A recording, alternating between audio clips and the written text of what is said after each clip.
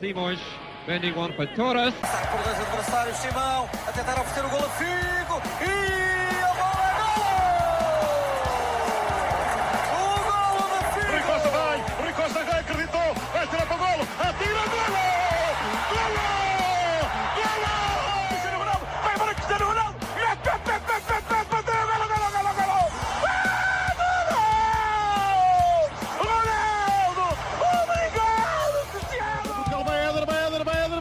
Chutou!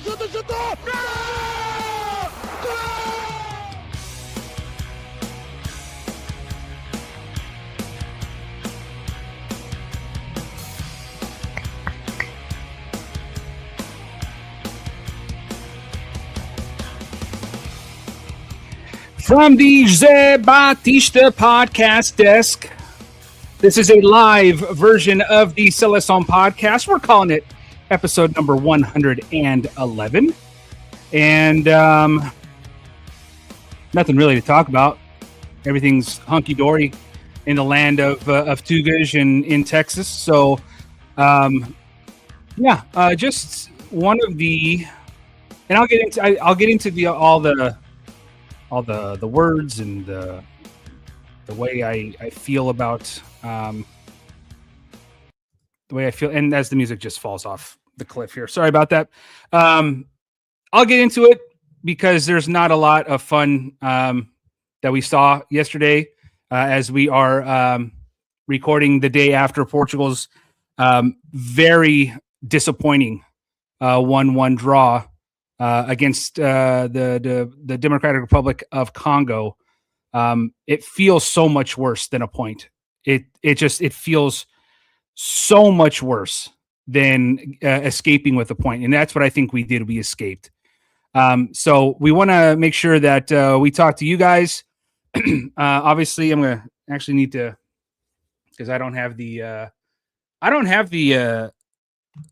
broadcasting rights for the Mexico South Korea game. So that was going to be playing in the background on that jersey, that middle jersey there. So, there's not much good that we can really see from yesterday other than we scored a goal, which was nice. In terms of our shooting percentage, we're perfect. We're 1 for 1. The problem is we only have one shot. So I'll get into a whole bunch of it. There's plenty to talk about. There's plenty to blame.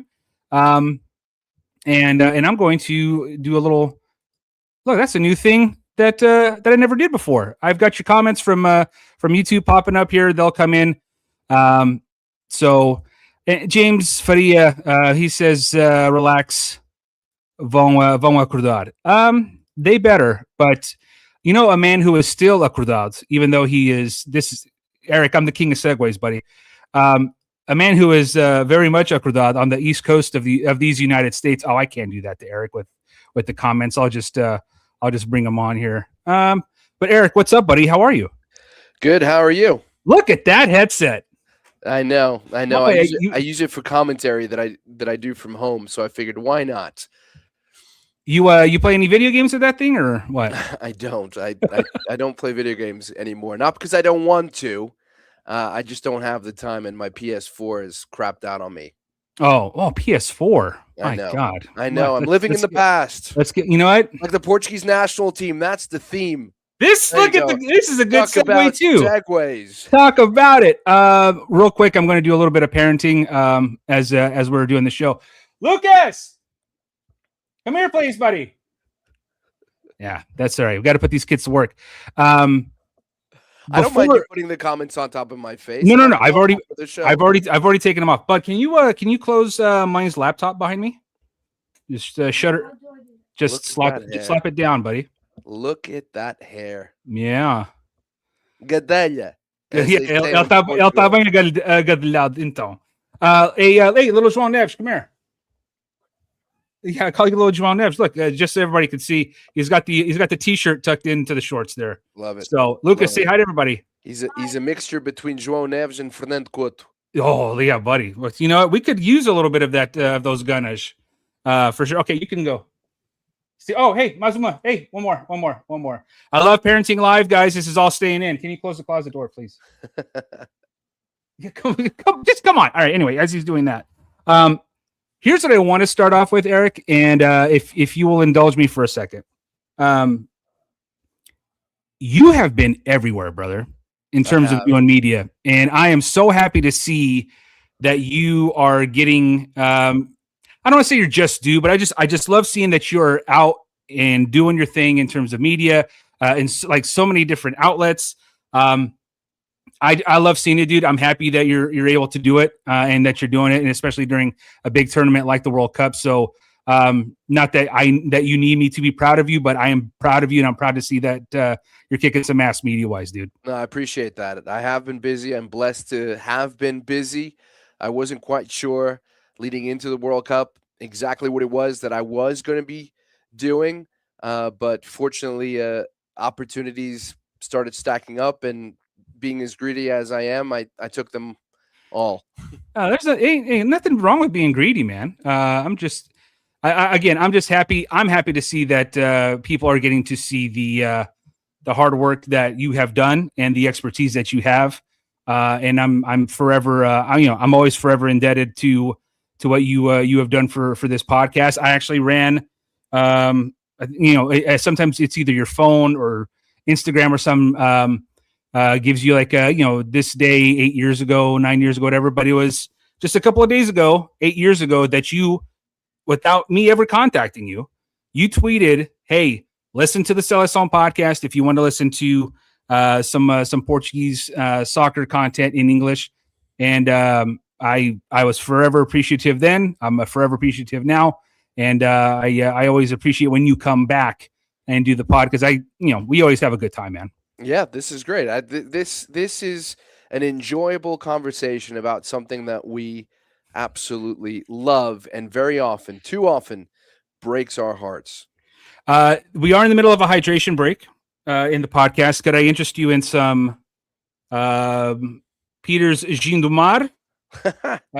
Talvez. I've never had that. Talvez a little bit of my buddy Steven has his dad's Adega Lima. Adega Lima. It's a little bit of cinnamon here, which is great. That's interesting. Look at you, huh? Yeah, it's been quite the 24 or 30 hours, but from the Alambique Nordeste in the Ilha do Pique, we have Amora, we have Mel, and we have Nevda. So yeah, and then agua. I promise you, it's agua. It's a little hot. It's a little hot out here. I have. I've got my agua as well.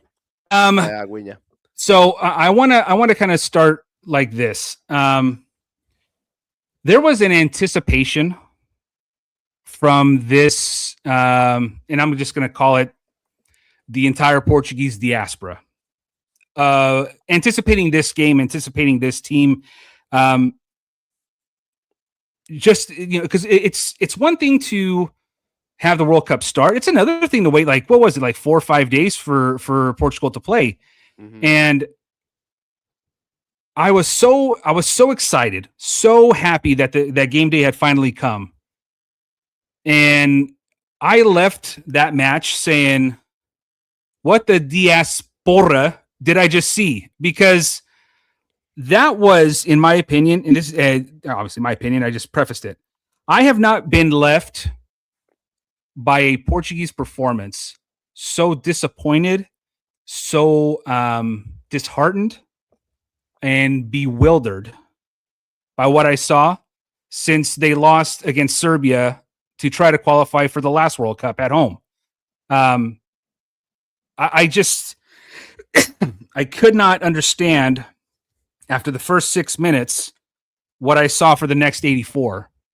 And I just I was pissed.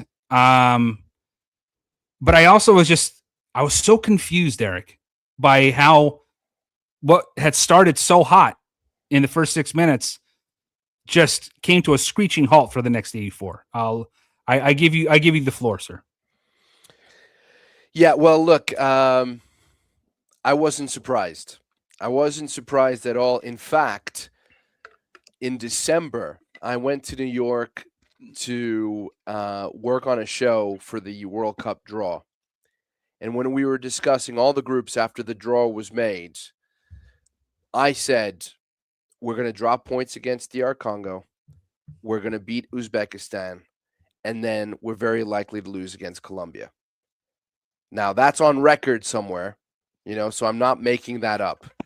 And the reaction I got from my co-hosts was, what are you talking about? It's DR Congo. It's Uzbekistan. Colombia, we can understand. But DR Congo? And the reality is this. There is a history of Portugal coming into tournaments either high on confidence or completely apathetic and then being surprised. Remember 2002? Oh, yeah. I don't know. Waking up so early just to see that abomination. Right. And I don't know whether people – I talked about this. I don't remember – you said I've been doing a lot of media, and I really have. And I did something, I think, day before yesterday. I did an impromptu interview with TalkSport in England. And one of the things I referenced was the excitement leading into the 2002 World Cup because of what had happened in 2000. Under a different coach, Humberto Coelho was the manager at the time in 2000, and then Antonio Oliveira was the man who took charge in 2002. And I don't know if a lot of our viewers remember or listeners remember this, but when Portugal got knocked out of the group stage, they landed in Porto, and there was a crowd of people waiting for the players to give them some of their thoughts.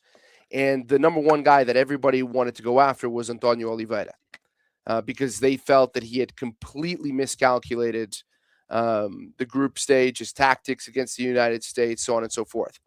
A quick aside on that, I worked in MLS with Brian McBride. We called the game together. I remember you telling me this. Right. And we talked about that game.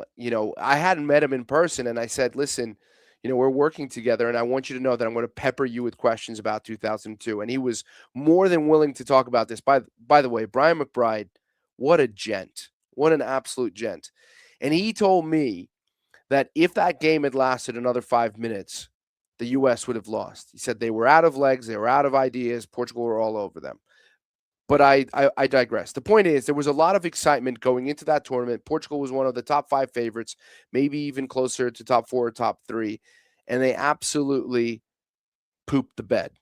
And I think that had to do with a lot of confidence. But I'm referencing that for 2 reasons, that tournament. The overly confident and to some degree apathetic, but also kicking off a tournament poorly and then having to make up for it later on. Now, they beat Poland. Pauleta scored a hat trick, if I remember correctly. Correct. And then they end up losing to Korea.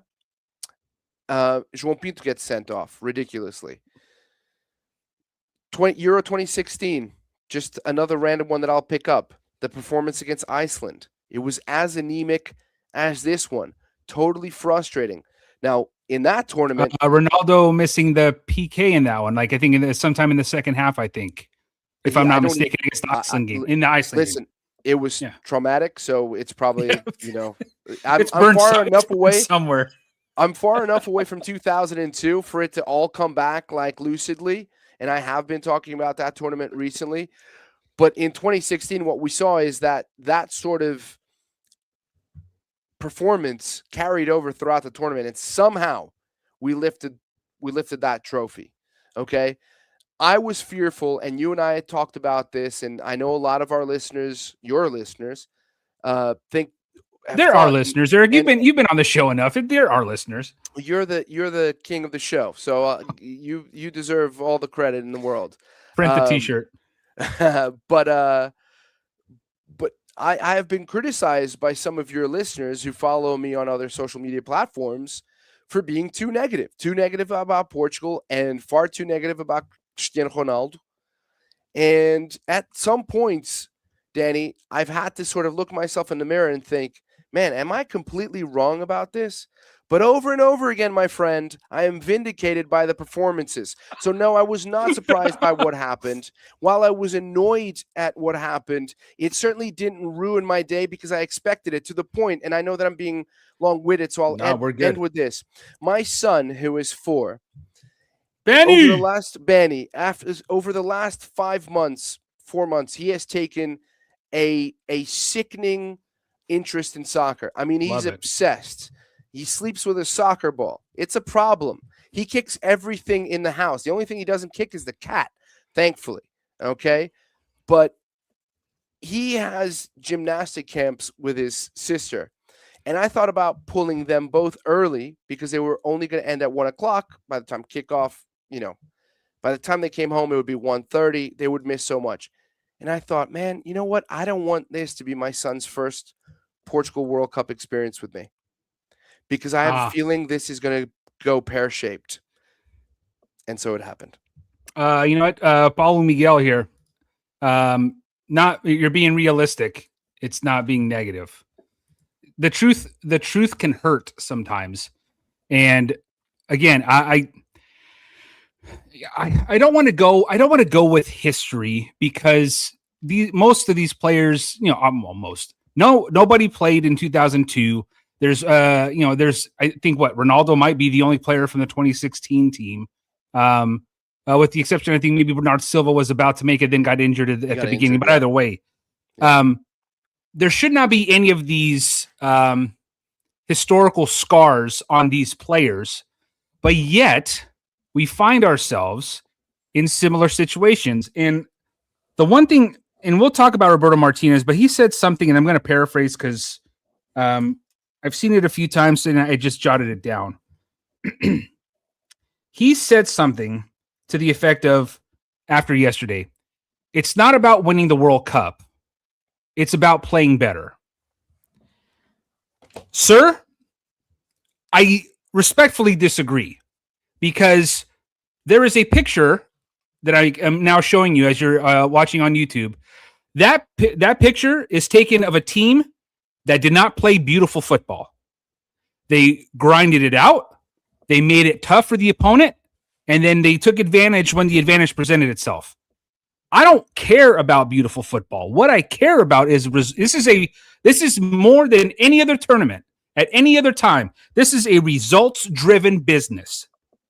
And for him to say that it's not about winning the World Cup, it's about playing better, it reminded me of Fernand Santos after the loss against Serbia 4 years ago or 5 years ago now. It's not about once we qualify for the World Cup, that's my job. That's my job is to qualify for the World Cup.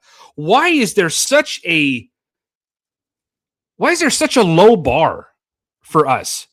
Why is it not okay for us to consider ourselves, and I'm talking about like players, coaches, but why is not the message, why can't the message be we're good enough to win? Is it because they don't want the words to fall back on them? If they don't, have some balls and say what you really feel. And maybe he is saying what he really feels. But my opinion on that, you're saying the wrong things. That's not motivating. And the World Cup should be motivating enough. And the players share the blame on yesterday too. By all means, it's not just Roberto Martínez.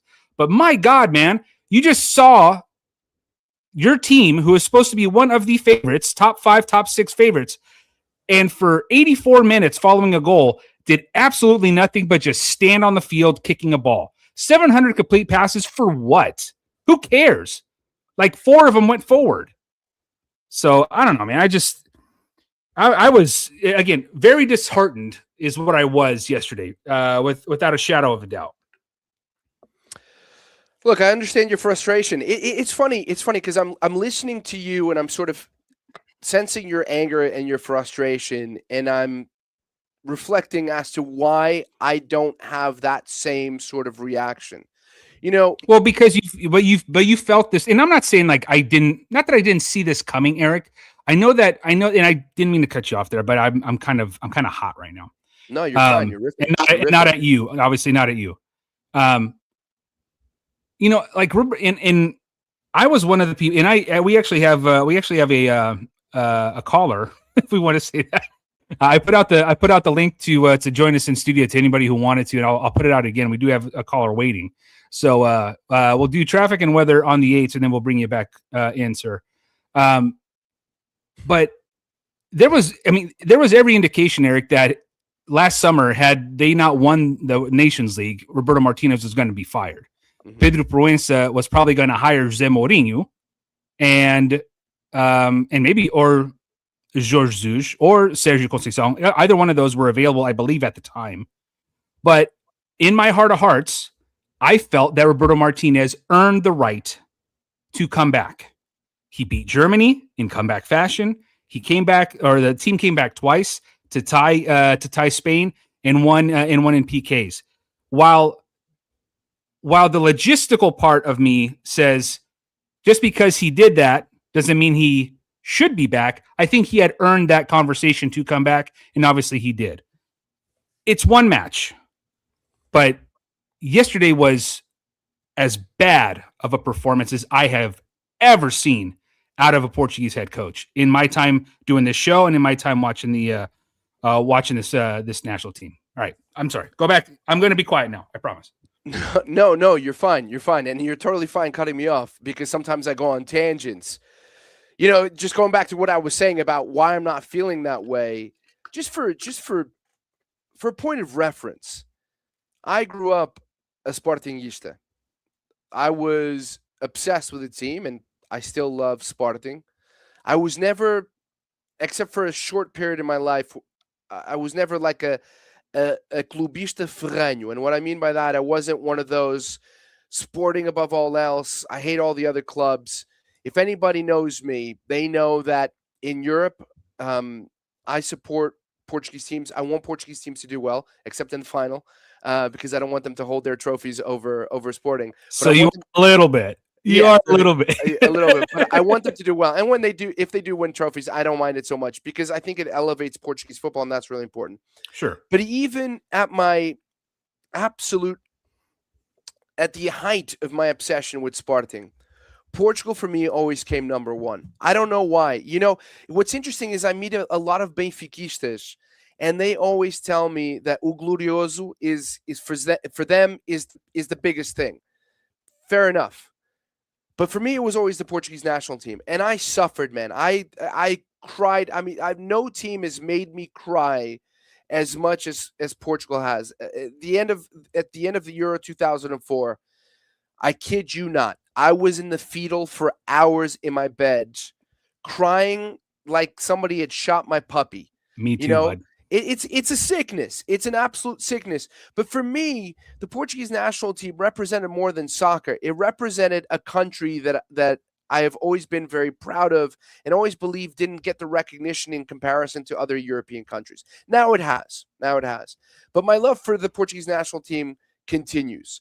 And to the point where my kids feel it. You know, my daughter who doesn't watch soccer, she wants me to sing not the words, I hum it, the Portuguese national anthem before she goes to bed. My son loves it too. They know it's the Portugal song. They don't know beautiful. It's the anthem. They just like it because I don't know any lullabies. So from the time they were babies, that's what I was doing. I was doing that one. I was doing, I Did It My Way, which was my father's favorite song and coincidentally became Sporting's song as well. And the Barcelona song, which has a really nice rhythm to it. And I'm not a Barcelona fan. Anyway, this to say that the Portuguese national team has been incredibly important to me my entire life.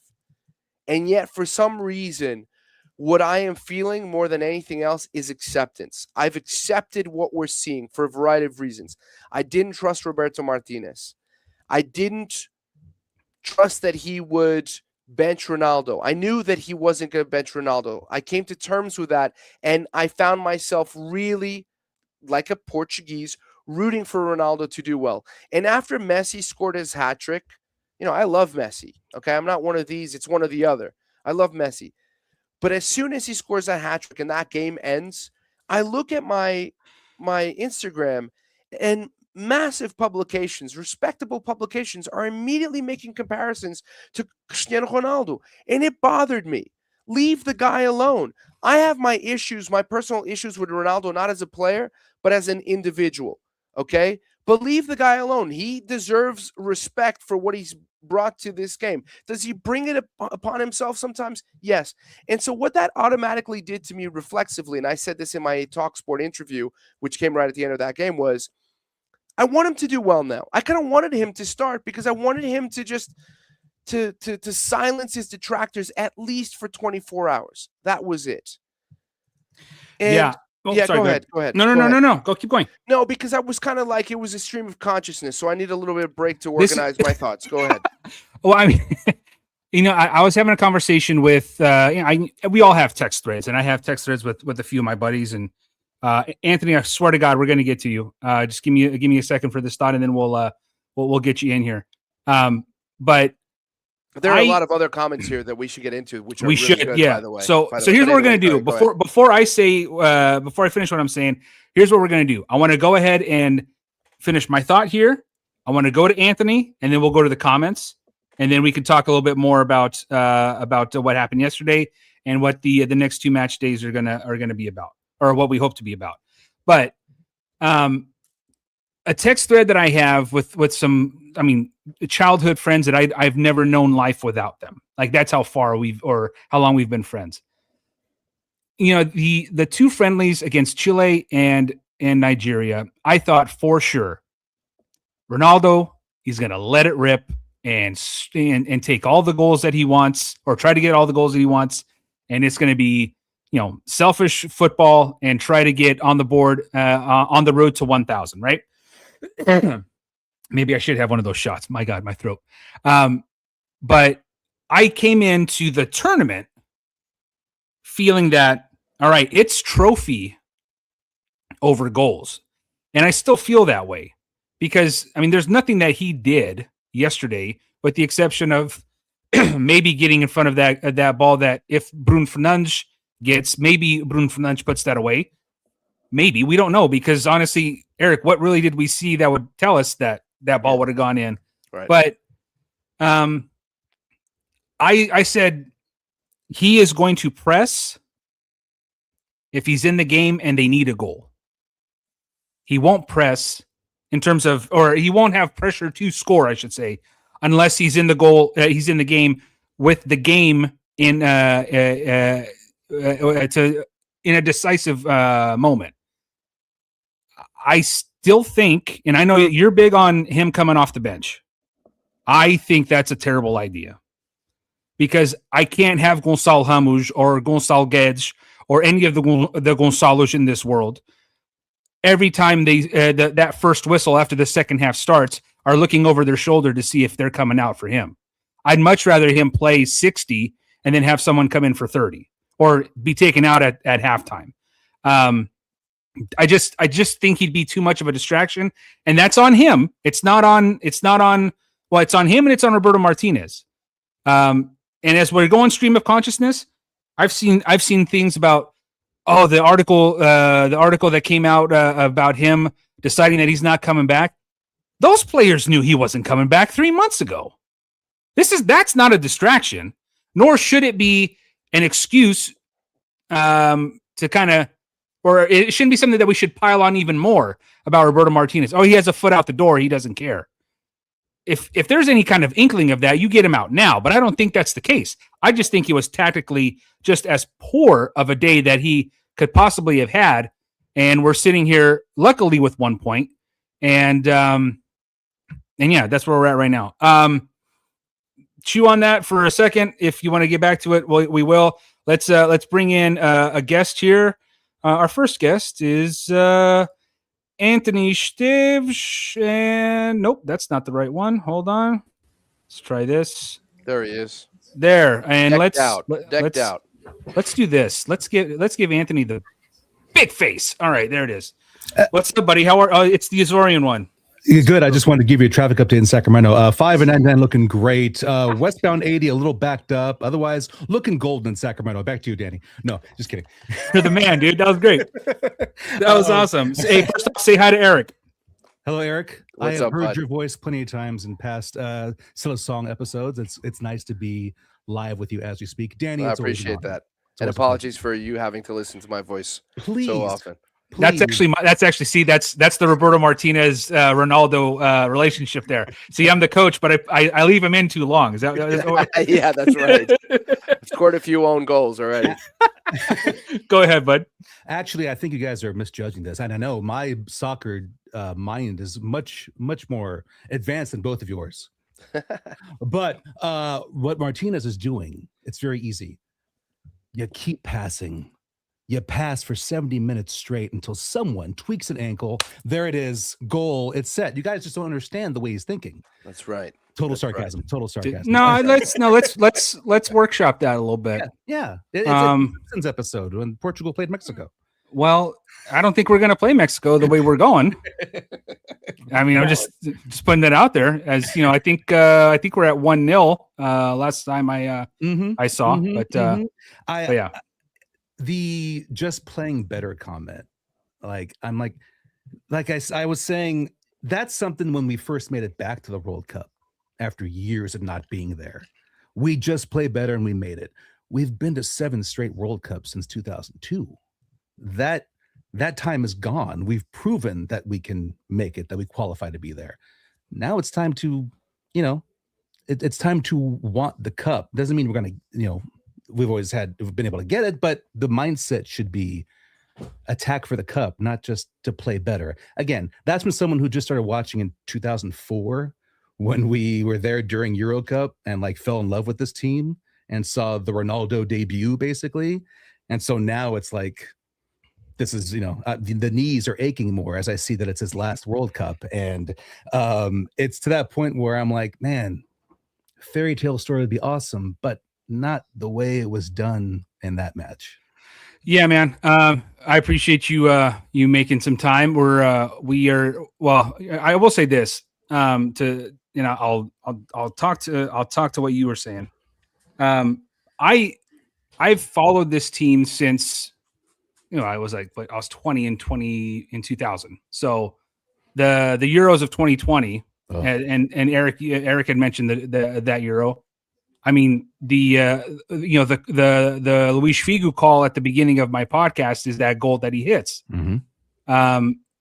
And that team started becoming more and more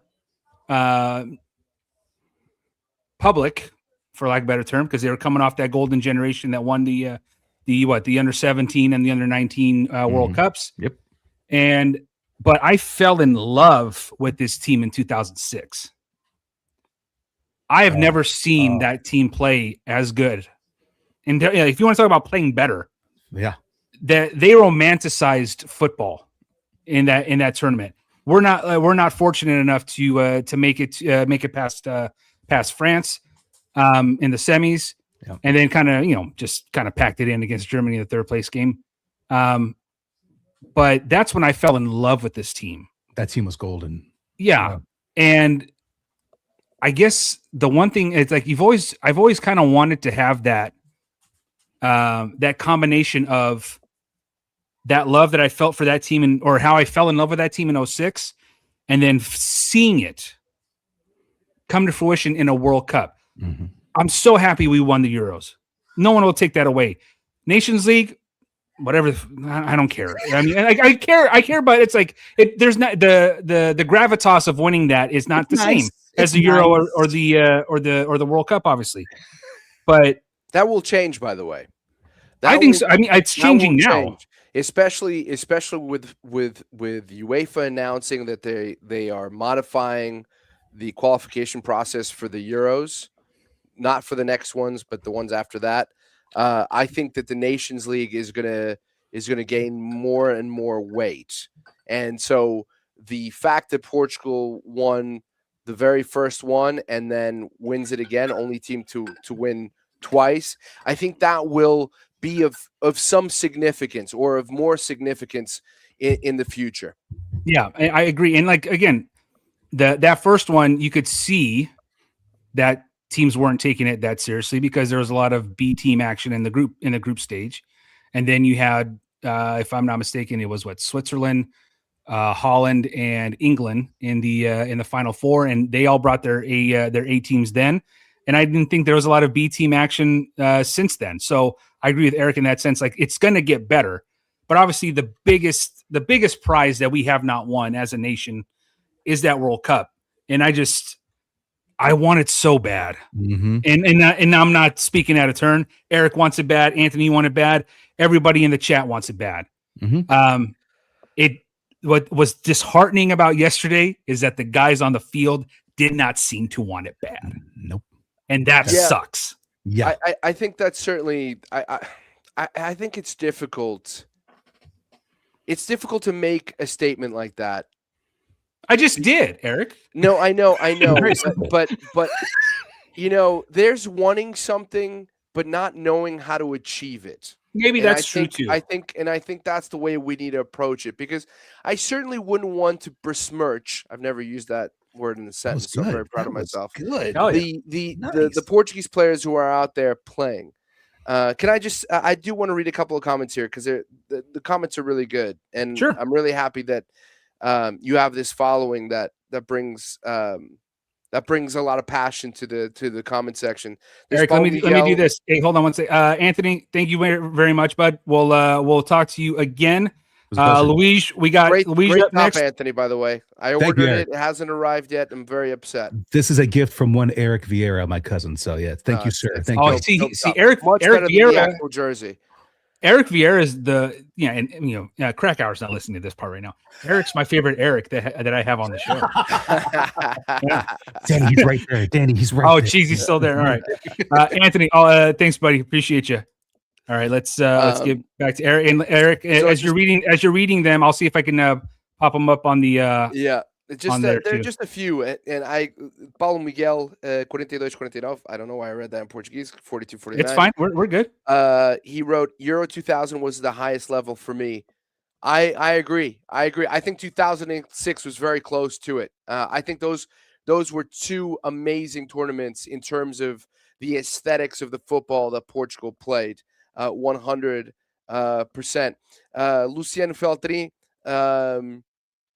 he, who we know also from Twitter.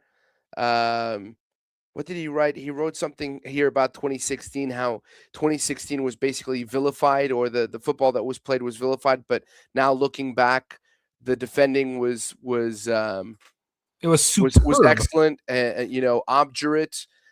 He's right about the defending, but what I would add to that is that I felt that wasn't the way Portugal should have played. And I do think that while that squad paled in comparison to the squad that Portugal has now, it was capable of playing a lot better than it did. And so my feeling was, muito obrigado, Fernando Santos. Next. Okay. And then he went on to win the Nations League. So grateful for that as well. But by that point, you were already seeing the reality, because if you remember, Ronaldo didn't play in the group stage. He did not. No, he only played in the knockouts. And Portugal played some of the most beautiful beautiful soccer they had in years in that group stage. I remember they played Italy, and Italy couldn't touch the ball, if I remember correctly. They played in both of those matches, right? They played well in the knockouts. Gedge played really well, scores the winning goal, obviously in the final. But I remember in that Nations League tournament thinking, this is interesting. Look at this collective, and look at how it works, and look at the talent available to Portugal. But the main point was, I was delighted that we won the Euro. I never thought I'd see Portugal lift a major trophy in my lifetime, for a variety of reasons. And while I won a World Cup, the fact that we have the Euro for me is enough, because if my ambition is to see Portugal win the World Cup, I'm gonna be miserable forever. So I wanna be grateful for what it is that the Portuguese national team has achieved. It's amazing that I'm talking about a soccer team with a majority of dudes that I've never met, giving me this sort of like pleasure. It's so childish. Pleasure and angst at the same time. But it's so real. Anyway, I'll let you conduct this thing. I do think we should talk some of the tactics at some point, because I think there's a lot of things 100%. that we should focus on. Yeah, and Luciano says Eric is the best. Look at that. Look at it. Yeah, I don't want you to miss this, Eric. Luciano is the best. Eric is the best. All right, let's get to Luis. Luis, go ahead. Juventus and Porto, right, Luciano? I think he's a fan of both those teams. Anyway, sorry. Go ahead. No, you're good. You're good. Luis, can you hear us? And welcome to the show, bud. Hello, boa noite. Yeah, I can hear you both. All right, where are you? Where are you calling from? London. London, man. I'm doing some math here. It's tomorrow, Luis. It's 3 o'clock in the morning. Yeah, but I'm a bit of a night owl, so it's okay. It's okay. Or yeah. Well, let's get cracking, buddy. What do you got for us? I'm gonna go pretty much straight to the tactics of the game. Sure, let's go. It's hilarious that throughout the whole week, we were saying nós temos o melhor midfield do mundo, e stood and all of that stuff, and then come match day, we pretty much have a donut in midfield the entire game. I don't know. Obviously, I presume you lot are active on Twitter. I don't know if you lot saw like the pictures on Twitter, like the standstill pictures where they showed our midfield and it was just Congolese players, and Vitinha, Uzohms, and all of them were like all on the wings.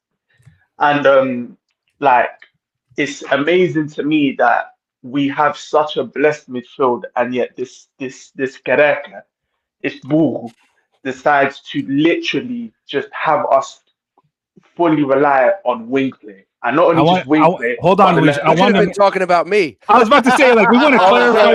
We have to clarify the comment there. Roberto Martínez. Yeah. Right.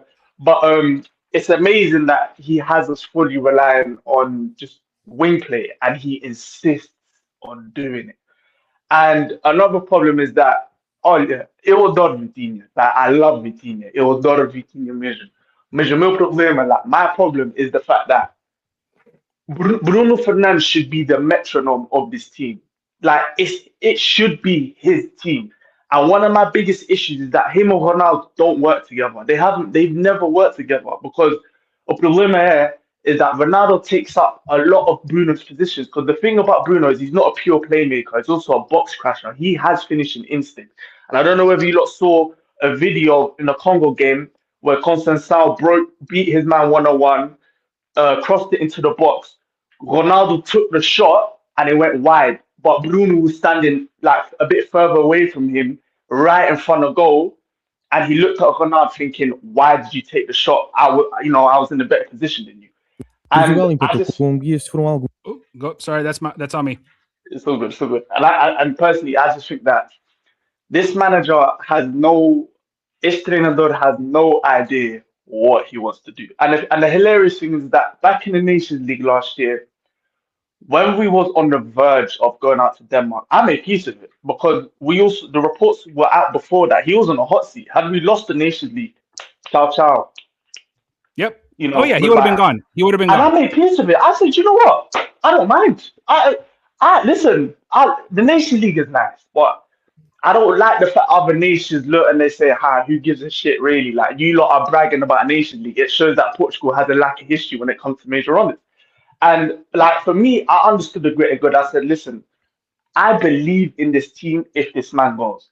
And I said, I don't mind losing this Nation League. And I still celebrated when Trincao scored, but as soon as we won the Nations League, I celebrate, but at the same time, I thought, the federation's going to bottle it now and keep him. And that's exactly what they've done. And it's hilarious because I remember during the Nation League campaign, he did the same bullshit. Uzohms, right back. Simon Mondel that plays centre-back, but he's a DM. Ruben Neves, centre-back. He was doing this in semi-finals and the final. And he just got away with it. Like, he literally got away with it. It could have literally bit us in the back. And it comes to show that a year later, he's still doing these ridiculous things. Bernardo Silva, 2026, starting at the right wing. At the right wing. He's got no pace. He can't take his man 1-on-1. He is a midfielder, born and bred. What is he doing there? And then our left hands, all we do is play through the left-hand side. It's so predictable. Yet we have players on the pitch that ooze creativity, and he just doesn't know how to utilize it. So yeah, that's me. And also Ronaldo, he needs to pack it in. I can't bear to watch this man start anymore. Like, it drives me crazy. He provides nothing. Like, I understand, Danny, that you say he's a decoy, but you got Congolese players coming out and saying we didn't really care. He didn't provide no gravity. We were comfortable, and that's the reality of Ronaldo. He's not a decoy like that, because players are coming out and saying we don't care. He's not doing anything. He doesn't have legs. His movement is not that elite. And like he doesn't, outside of the box, it's nothing. His link-up play, he offers nothing. Like, and all it is cruiser. That's all they do. And whenever he's off, it's like what Eric said. Whenever he's not played, I understand Gonçalo Ramos, João Felix, they can't finish on the level he can. But the fluidity and our offense just goes up another level. The off-ball, the pressing, the counter-press. And the thing is, we have enough technicians in our team to where people around can finish. We have enough goals to share around the team. This whole thing of we must have Ronaldo because we can't finish our dinner unless it's through him is a facade. Because it's been shown time and time again. When he doesn't play, we may miss some few chances, but we're going to score goals because we have enough ballers in the team. So that's me personally. And as well, on top of that, well, let's wrap it up a little bit because you got. I'll let you go a little long here, but just wrap it up. Your final thought here. The last thing I want to say is, since I'd say 2020 Euros, all of these failures and stuff is at the hands of the federation with the manager issues, the amount of influence they've allowed with Ronaldo, the presidents haven't been good, all of that. So yeah, that's me finished. Yeah. All right, Luis, appreciate you, man, and go to sleep, dude. Yeah, I'm good. I don't know. Get a little bit of rest. Don't go to sleep because because I think you've made a lot of good points, and I'm interested to see how the chat reacts to everything you said, and also just my responses and Danny's responses to a lot of the things. But thanks for joining us, man. But definitely listen on. Ciao.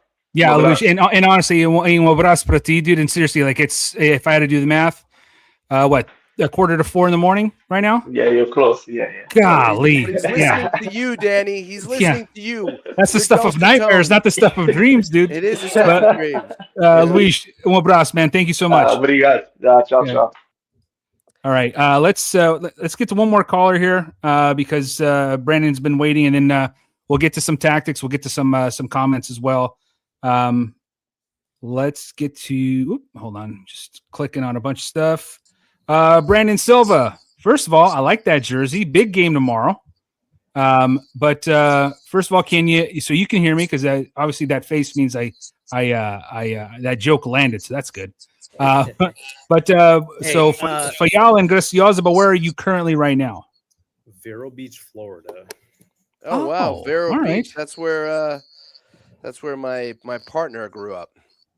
Originally from Massachusetts, moved to New Hampshire, and then I was over the snow, so I'm down in Florida. Yeah, you were very over the snow if you're going down to Florida. Good for you. Do you by chance have the show on in the background, like volume wise? Luckily, my connection on my computer was dying, so I just paused it. So it's not okay. Just want to make sure that, because I'm hearing a little bit of feedback. That's all. Oh no, it's probably because I cranked up the volume up on my phone. It's all good, dude. So Vero Beach, Florida. Fayal, Graciosa. What side Fayal? What side Graciosa? My mom's side of the family's from Fayal. They're from Horta. Okay. I was over there maybe like 6 or 7 years ago, and my dad's side of the family's from Graciosa. You definitely stopped here at Peter's Cafe in Fayal. It all blended together. So did the drinks, dude. It's pretty good. But what do you got for us? All right, so we've all been pretty negative or whatever, but let me just start with a little bit of positivity. I'm all for it. How cool would have been if João Cancelo was onside and that bicycle kick was the game-winning goal? We'd all be like pigs in shit right now, right? I mean, I would still be very concerned. I'd be very concerned. But hey, Brandon, that would be water under the bridge. Like, we'll figure that out in game 2. But if that was like, it would have been like this. Like, we still got some kinks to work out, but we still got the 3 points. But the fact is, we did not, Brandon, and that's why we're talking oh so negatively here on guys, episode number getting 111. distracted by shiny things. I just wanted to preface it because I have a whole lot of realism, aka negativity, to unload on Portugal's side. Some call it arrogance, some call it ego. I think we've learned that in the first week. Watching Alexi Lalas be completely outclassed on and Eric, I don't know what your opinion is on Alexi Lalas. I'm sure he is as good as he can be. Unfortunately, listen, I'm hosting a podcast. I'm not a media guy, but it's funny. Lalas has met his arrogance. The apex arrogance with Zlatan. Zlatan to me, you can't bring that arrogance to Zlatan. Zlatan to me is the equivalent of Charles Barkley on Inside the NBA. If you're here from the States, he's so good, and it's Anyway, but I keep interrupting. I'll drink my water and shut up. Go ahead, Brandon. No, I mean, I don't know if you. I think I missed like the first couple of minutes, but I joined when Eric was going on with his very detailed autopsy of the game. But just if we're not gonna assume that Martinez can control the team, let alone Ronaldo specifically, and we're not talking about is he going to start, is he going to sub, when is he going to sub, when's he going to come out if he starts. Is Ronaldo at all valuable as a midfielder? Like, is he willing to go, hey, I'm going to get some assists? Like in the middle or as a winger? Because I think he'd be even less valuable than he might be right now. I don't want to say less. That's terrible. You're saying as a central midfielder. You're saying it as a central midfielder. Attacking midfielder. Capacity. Yeah. He doesn't have the legs. But, I mean, compared to what his role is now as a decoy striker, I mean, I'm just looking for silver linings versus just benching him, which isn't going to happen, right? Roberto Martinez doesn't have the balls to do that. Right, but what's he going to do? Get fired? He's out of a job afterward. I mean, like, Brandon. But there's also, you can't sort of try to suggest that one thing is a fantasy and try to offer up another fantasy as its replacement, right? You know what I mean? But yeah. I know what you mean, though, because there are so many players who played in more advanced roles, and as they've aged, they've retreated into midfield. Wayne Rooney is a perfect example. So there's absolutely legitimacy to what you're saying. I just don't think he's got the necessary attributes right now because of his age. And because he's a fully formed player, if that makes any sense. I just don't think that would be possible. And whom would he replace as well, right? If there's one area where we have a plethora of options, it would be at the center of the park. But to Luis's point, who joined us before, they are center midfielders who spent a lot of time collecting the ball as close to the wing as possible, which I'll get into because there's a reason for that. But go ahead, Brennan. No, I mean, I'm just looking for how do we save this guy's ego? What other possibilities can Roberto Martinez not just fall on the sword and say, hey, Ronaldo, you're not good enough. You're washed up. Sit on the bench like a good little boy. Like, I'm just looking for like maybe a compromise. It's like Ronaldo saying like, I'll take the hit. I don't want to go, sit around the box and I don't know, like just, I mean, two of those shanks, like he's just looking for like garbage goals in the front of the net, and just to watch him miss the target when he should be able, I mean, he's a big, strong dude. He won't stop showing off how strong he is. He's slow, but he's still very strong, and trying to get his body position. You think that'd be the one thing if a passive Portuguese player like Neves or Vertinha or whoever gets the ball into the box where Ronaldo has just planted a flag. It's like, this is my spot. I'll be here for the entire game because I'm not even gonna, play defense when we inevitably lose possession of the ball. But it just, some of like his just, I just don't understand this was going to be my big point, and then I'll toss it back off to you guys. But these are great players. We can say all we want about the new golden generation, the platinum generation, whatever. These are amazing players on paper. One of the best of the current 48 teams or whatever. But unless you have a coach who can tell these guys the tactics for how they gel well together and how to counter a team that you're going to be playing against, and no offense to Congo, a couple of great players on their team. Uzbekistan, a couple of great players on their team. You pull this stuff against Colombia in the knockout round, I mean, it's not even going to be like let's dissect the game.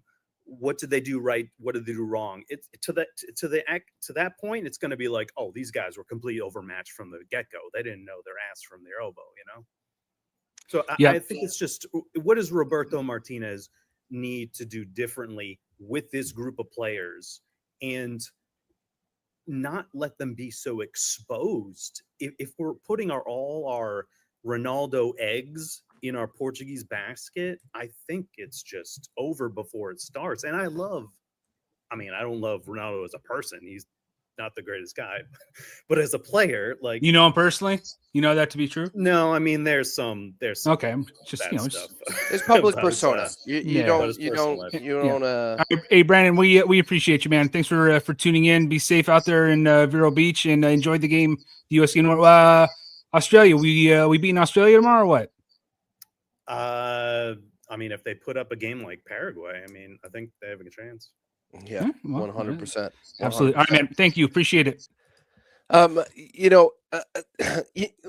think we need to address the elephant in the room. And man, social media is poison. Can be.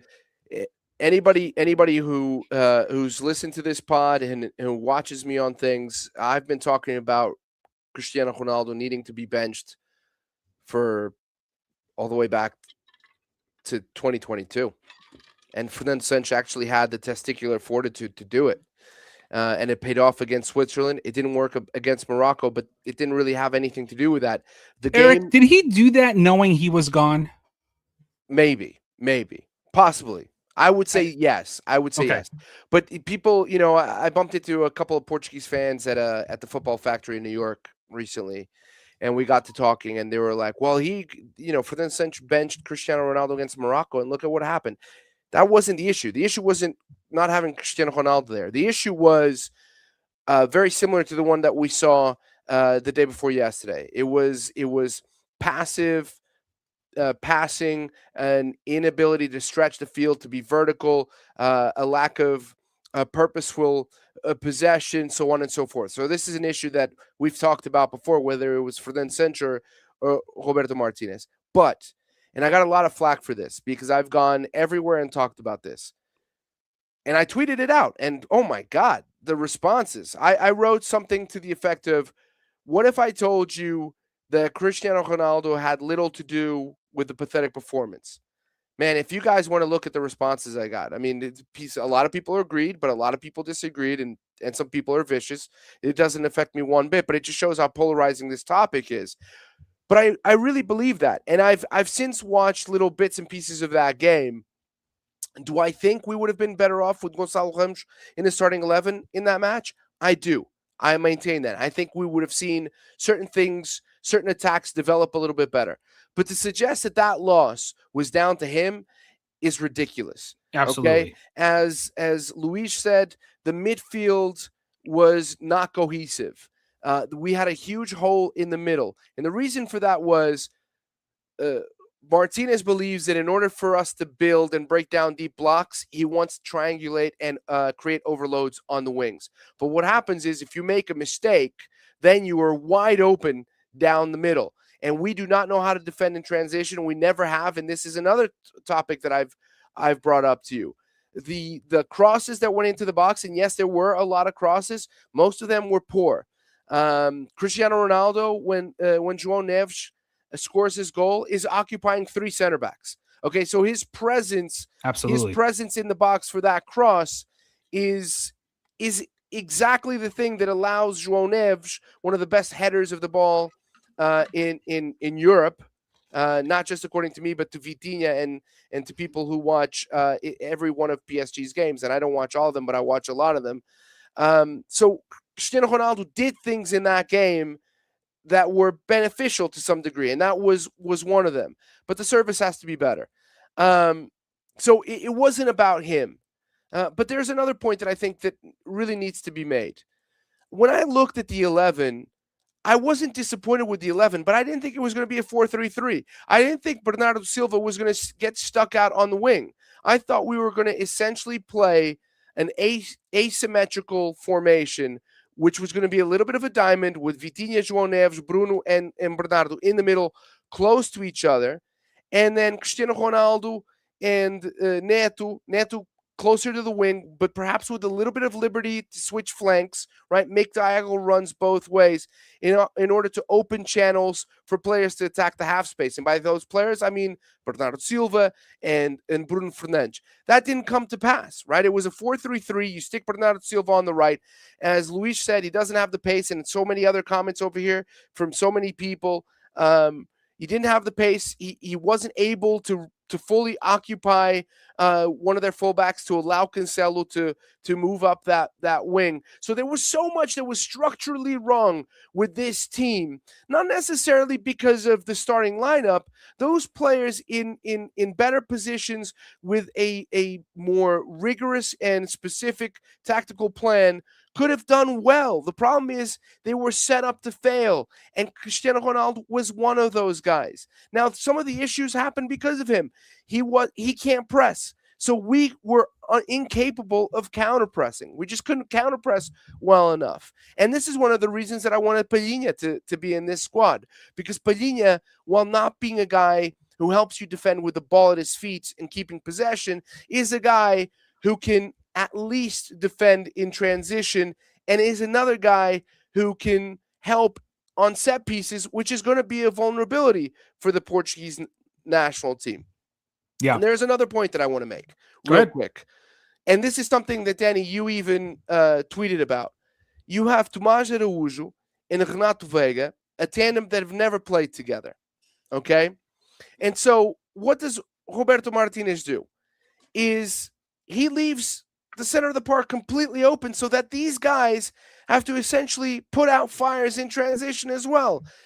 And I saw, maybe I'm wrong. Okay, I'm not a know-it-all. I don't know this game better than everybody in the world.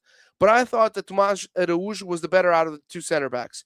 But every player rating that I saw from Portuguese media and others had Renato Veiga with a higher rating than Tomás Araújo.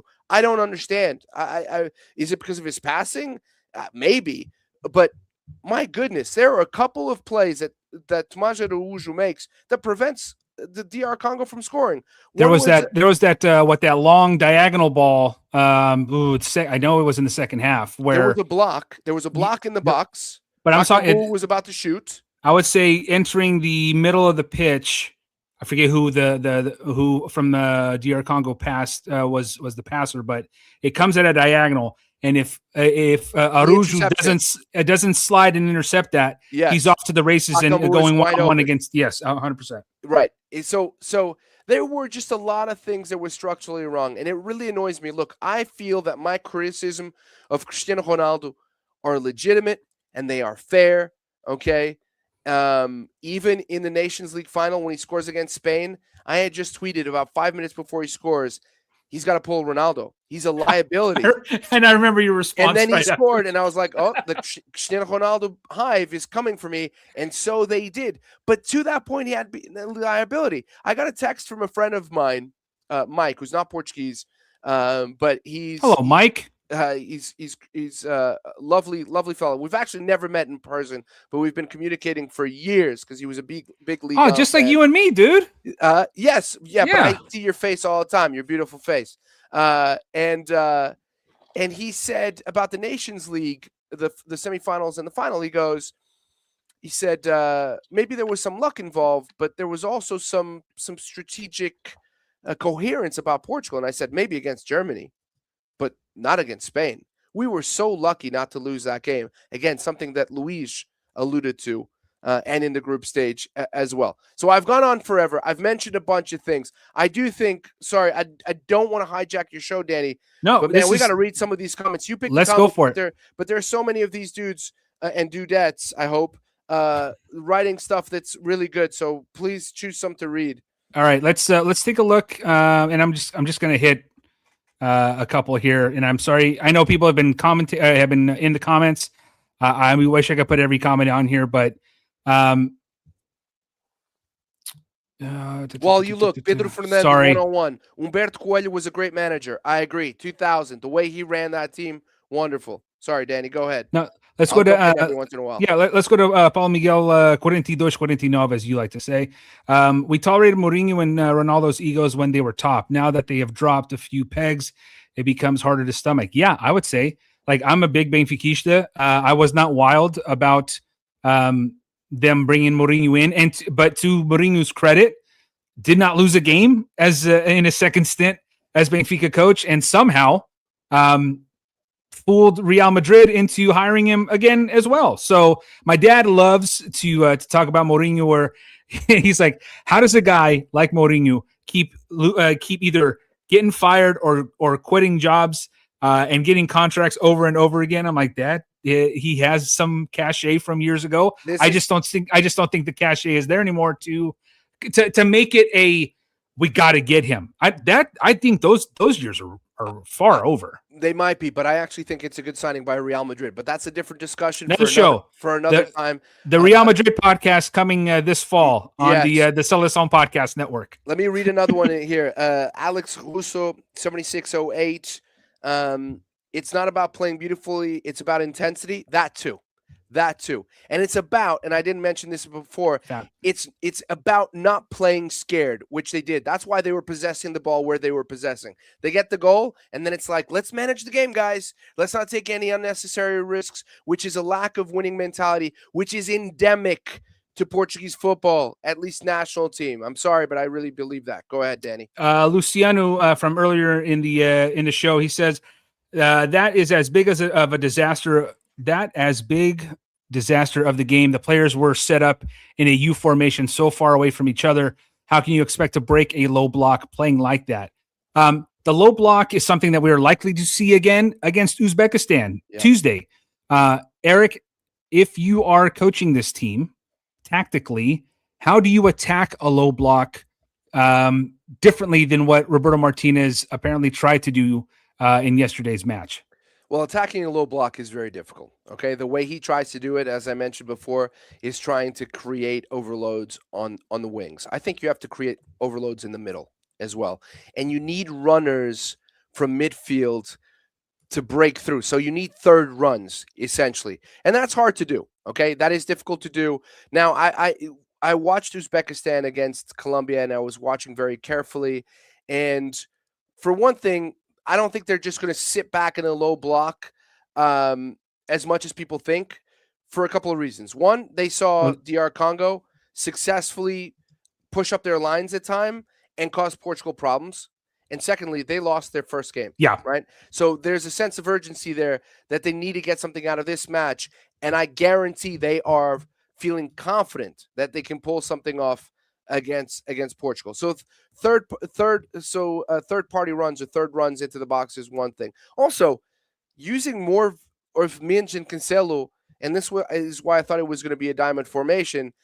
I thought that those guys were just going to truck up the wings, and we would create some sort of system to compensate for their absence in transition. That didn't happen. I'm wondering how you do that with João Neves, Vitinha, and Bruno Fernandes. A little bit difficult. So we'll see. We'll see. Yeah. We have another comment here from Harman Sarai. Hopefully I mentioned or I pronounced that correctly. He says, I really hope that Roberto Martínez can start João Felix next match. I feel like he can make a difference in the final third with link-up plays to help open up space. Not to always make it about Cristiano Ronaldo, but a player who played with him extensively in the last 12 months has been João Felix, player of the year in the Saudi league. Say whatever you will about the Saudi league, but he was one of the players, João Felix, who I was most intrigued in seeing, given that this is the first major tournament that he has been a part of where he has seen consistent time on the field leading up to it. Confidence has to be high. I thought he played very well in the first like 15, 20 minutes of the last friendly against Nigeria, where if VAR was a thing in friendlies, he likely would have had a goal. But I think he's a guy who can add something to this lineup, whether you bring him off the bench or whether you start him, and then who do you take out? That's another thing. But I mean, I'd like to see him. I'd like to see Francisco Trincão get a shot at doing a little bit in the field. I thought Chico was great. I don't know if Chico can go 90. I thought Rafael Leão was okay. He was poor. I thought he was poor. I could not believe that Owen Hargreaves, the analyst, said, "Look at what Leão was brought to this game. Look at him. He's making such a difference." What? What are you talking about? He dribbled into pressure 3 or 4 times, lost the ball, and hardly tracked back. I mean, the guy looked like he was there to go for a walk. He is the most, honestly, I actually don't think he should have made the Portuguese squad.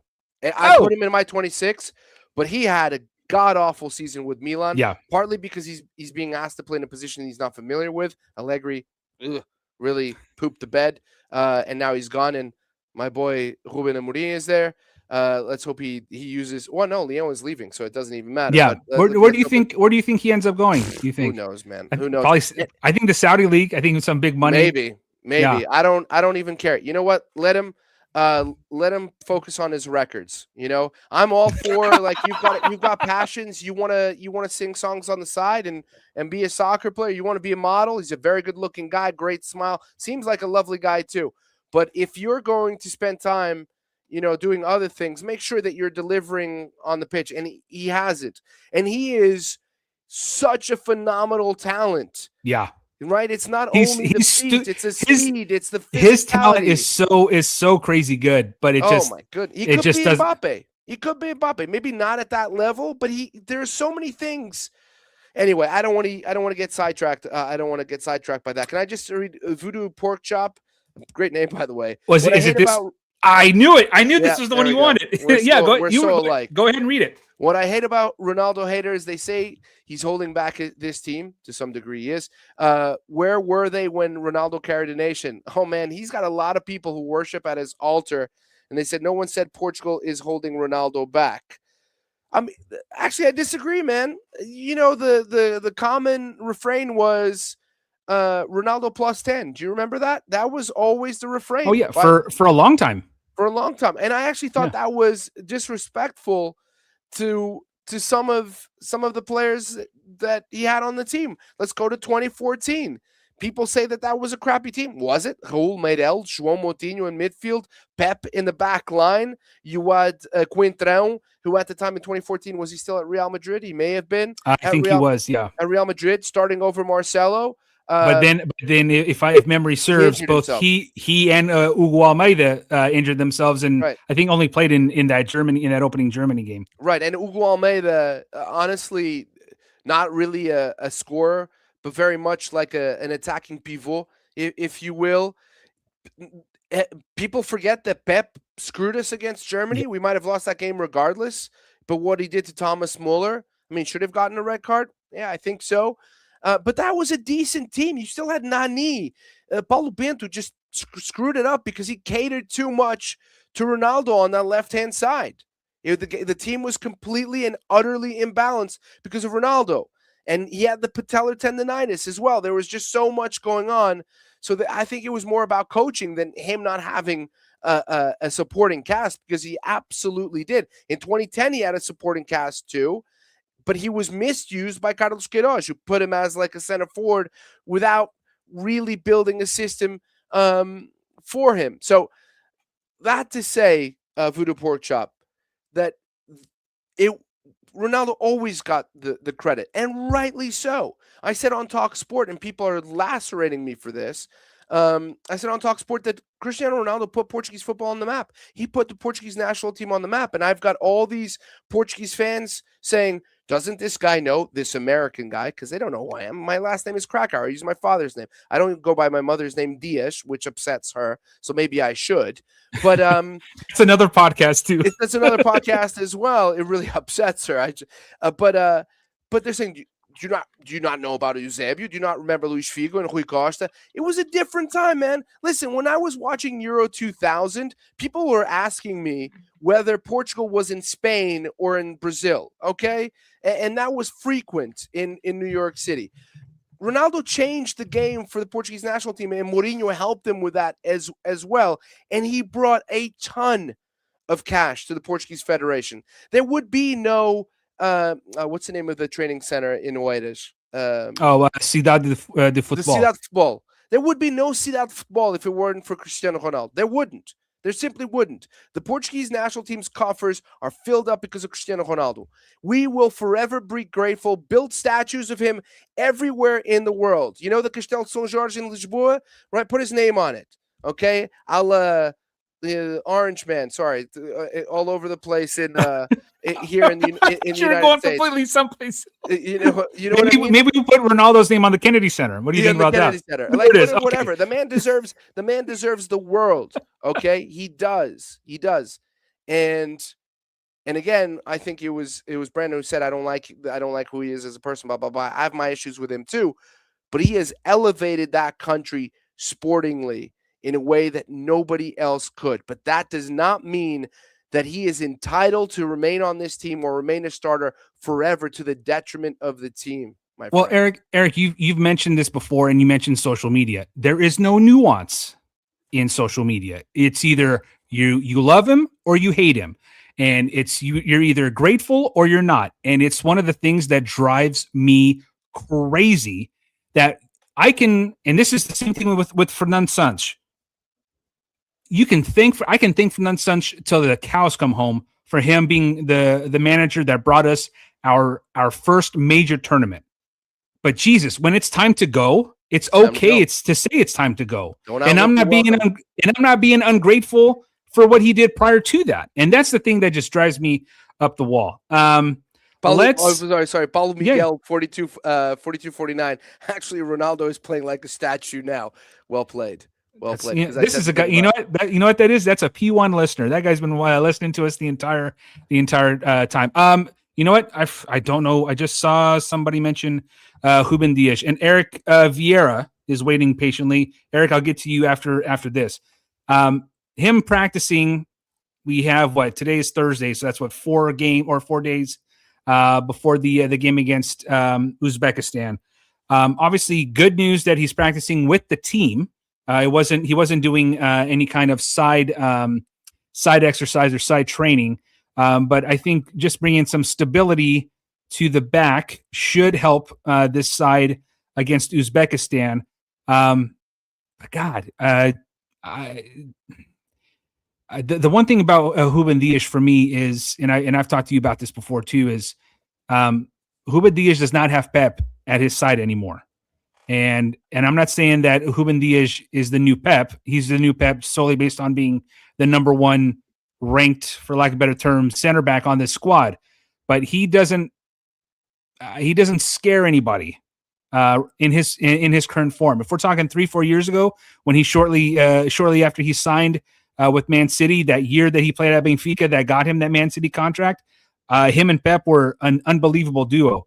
That middle of the defense scares me, considering if it's left open like it was yesterday, I don't think we have the central defenders to make up any kind of lack of quality that we might have right now that we didn't used to. So listen, just real quick before you bring in my namesake, your buddy. One of the things that people don't talk enough about, I mean, it's mentioned, but don't talk enough about is the center back situation. Okay, because I think there is this hope that Renato Veiga and Tomás Araújo, by the way, Araújo might be on his way to Real Madrid. I think he's a quality player. But do you know what we don't have? We don't have a killer. Yeah, damn it! I was about to say the same thing. And the team's like a butcher, a guy who's gonna like ruin your career to win. No one second guesses going into the middle. Yeah, I absolutely despise Otamendi. Okay, I have since he was at Porto. Okay, I did before he came. yeah, he came to Benfica. But man, I would love to have a Portuguese Otamendi. I would love to have a Portuguese Christian Romero. Even Licha Martinez, who plays for Manchester United, who's shorter than I am. I'm 5'7". He must be like 5'5" and is a center back. No, he's 5'9". He's also a killer. Argentina have 3 center backs who would murder their mothers to win another World Cup. Okay? We don't have that. We've got ball players. We got Gonçalo Inácio. We got Renato Feiga. Lots of skill. Lots I'll of give him talent. more respect because he's proven something to me. But yeah, to your point, you're spot on. Yeah. All right. Let's now bring in the Texas Tuga, Eric Vieira. What are we laughing at? It's his moniker. I've called too many monikers. That's the problem. I've called the company. The T-shirts are by far hot sellers. What is it with the Portuguese trending top today? It's and it's funny. I actually gifted the first one, so I've provided all of the trending tops to everything on camera today. Yeah, kind of you're a good friend to have. But hold on, Eric. One in the mail for you, Eric. Hey, Luciano wants to know if anybody here can play center back. I'm a little busy. 7-on-7, but I'm not good at aerial duels. I was going to say, and the people who enjoy Eric's commentary, and the real ones enjoy him from the TST 7-on-7. Those are the diehards who recognize his voice from there. So, really? You listened to that? Hey, I was one of the sickos watching that tournament. I appreciate that. I lost my voice in that tournament. It wasn't. So I took my headphones off for like a second. Are you talking about TST? Yeah, I was going to say. It's unbelievable, Eric. Yeah, both of you. Yeah. Both Eric's, the TST is unbelievable. Oh my God, it's great so tournament. fun. Great tournament. How close is that to the residence, Eric? About 2.5 hours. 2.5 hours. Yeah. No, that's very cool. Eric Vieira, you have the floor, sir. Well, interesting. I'll kind of jump in where you guys were saying about the center backs, and you're absolutely right. The butcher, the enforcer, whatever you want to call it, that is something that is lacking on this team. But that's also maybe not the personality of who this team is, but maybe that's what you need. You need a little bit of a column from everything if you want to be successful. You need, different types of personalities. Everyone being a technician isn't necessarily going to work out. But to that point with, in the preview show, we wondered who's going to be the one paired up with Ruben Dias, and we were putting all the names out there. But I think maybe we saw that we have our starting center backs now. If Ruben Dias is a question mark and is coming off an injury, then maybe this is going to be your center backs moving forward, just to keep with consistency. If that's something, if Martinez doesn't want to wipe the whole table with that. I don't know if you guys have other thoughts on if changes should be made, or if Ruben Dias is healthy, you think he gets back in, or if you think that you could keep. I really liked what I saw from Araujo. I thought, he was solid. He was my pick to be along Ruben Dias, to start this game, not knowing he was going to be out. But I don't know, what are your guys' thoughts on Dias getting back in the lineup if healthy? I mean, if he's healthy, I think it's a no-brainer. I think the extra 5 days of rest and working out the kinks of his injury, and I don't know if it was ever reported what it was. I'm just assuming it's the hamstring still. It's been bothering him since March at Man City, and I know that. I mean, he looked not 100% in the friendly against Nigeria, but I also think there's a lot of guys who are making personal choices to not maybe go 100% in that last friendly. But he's worried me. Ruben Dias has in the last couple of years. I think he's also been injury ridden too a bit, but. If everybody's healthy and based on what we saw yesterday, I would say that the starters would be Ruben Dias and Rafael Araujo. What do you think, Krakauer? Rafael Araujo. Araujo. So my Portuguese is okay. No, but Tomás Araujo. What did I say? You said Rafael. I keep seeing Rafael. God, there was a Rafael out. There was a Rafael, was there not? At some point. It doesn't matter. It's my job to know. Rafael, yeah. But yeah, I agree with you both. My bad. Because we've seen at Manchester City a few years ago, Ruben Dias was playing on the left side of a back four, the two center backs. So I think he's more than capable of doing that. And I don't think that Araújo did anything to lose his spot. And I'm curious as to why Vega was picked over Inacio. And I say that having been on this podcast in March saying Inacio has lost his job because of his poor performance against the United States. But I didn't think that Martinez saw it that way. But apparently he does. Someone's saying that Rafael Araújo played basketball for the Raptors in Toronto. I don't know if that's true, but it could be. Who knows? Eric, can I just read this comment real quick? Yeah, please. Because James Spiva, 8355, who's been very active, and I agree with a lot of the things that he said, but I'm going to pick one that I disagree with, actually. And a lot of people have been picking on this player, but I want to hear your thoughts from both of you. Martinez has been a disaster. Check. Mateus Nunes, best right back on the planet this season. Arguable, but I think there's a reason to believe that 100%. And he brings in 35-year-old Nelson Semedo. I actually thought Semedo brought in a lot of energy and impetus to that right side. He took people on.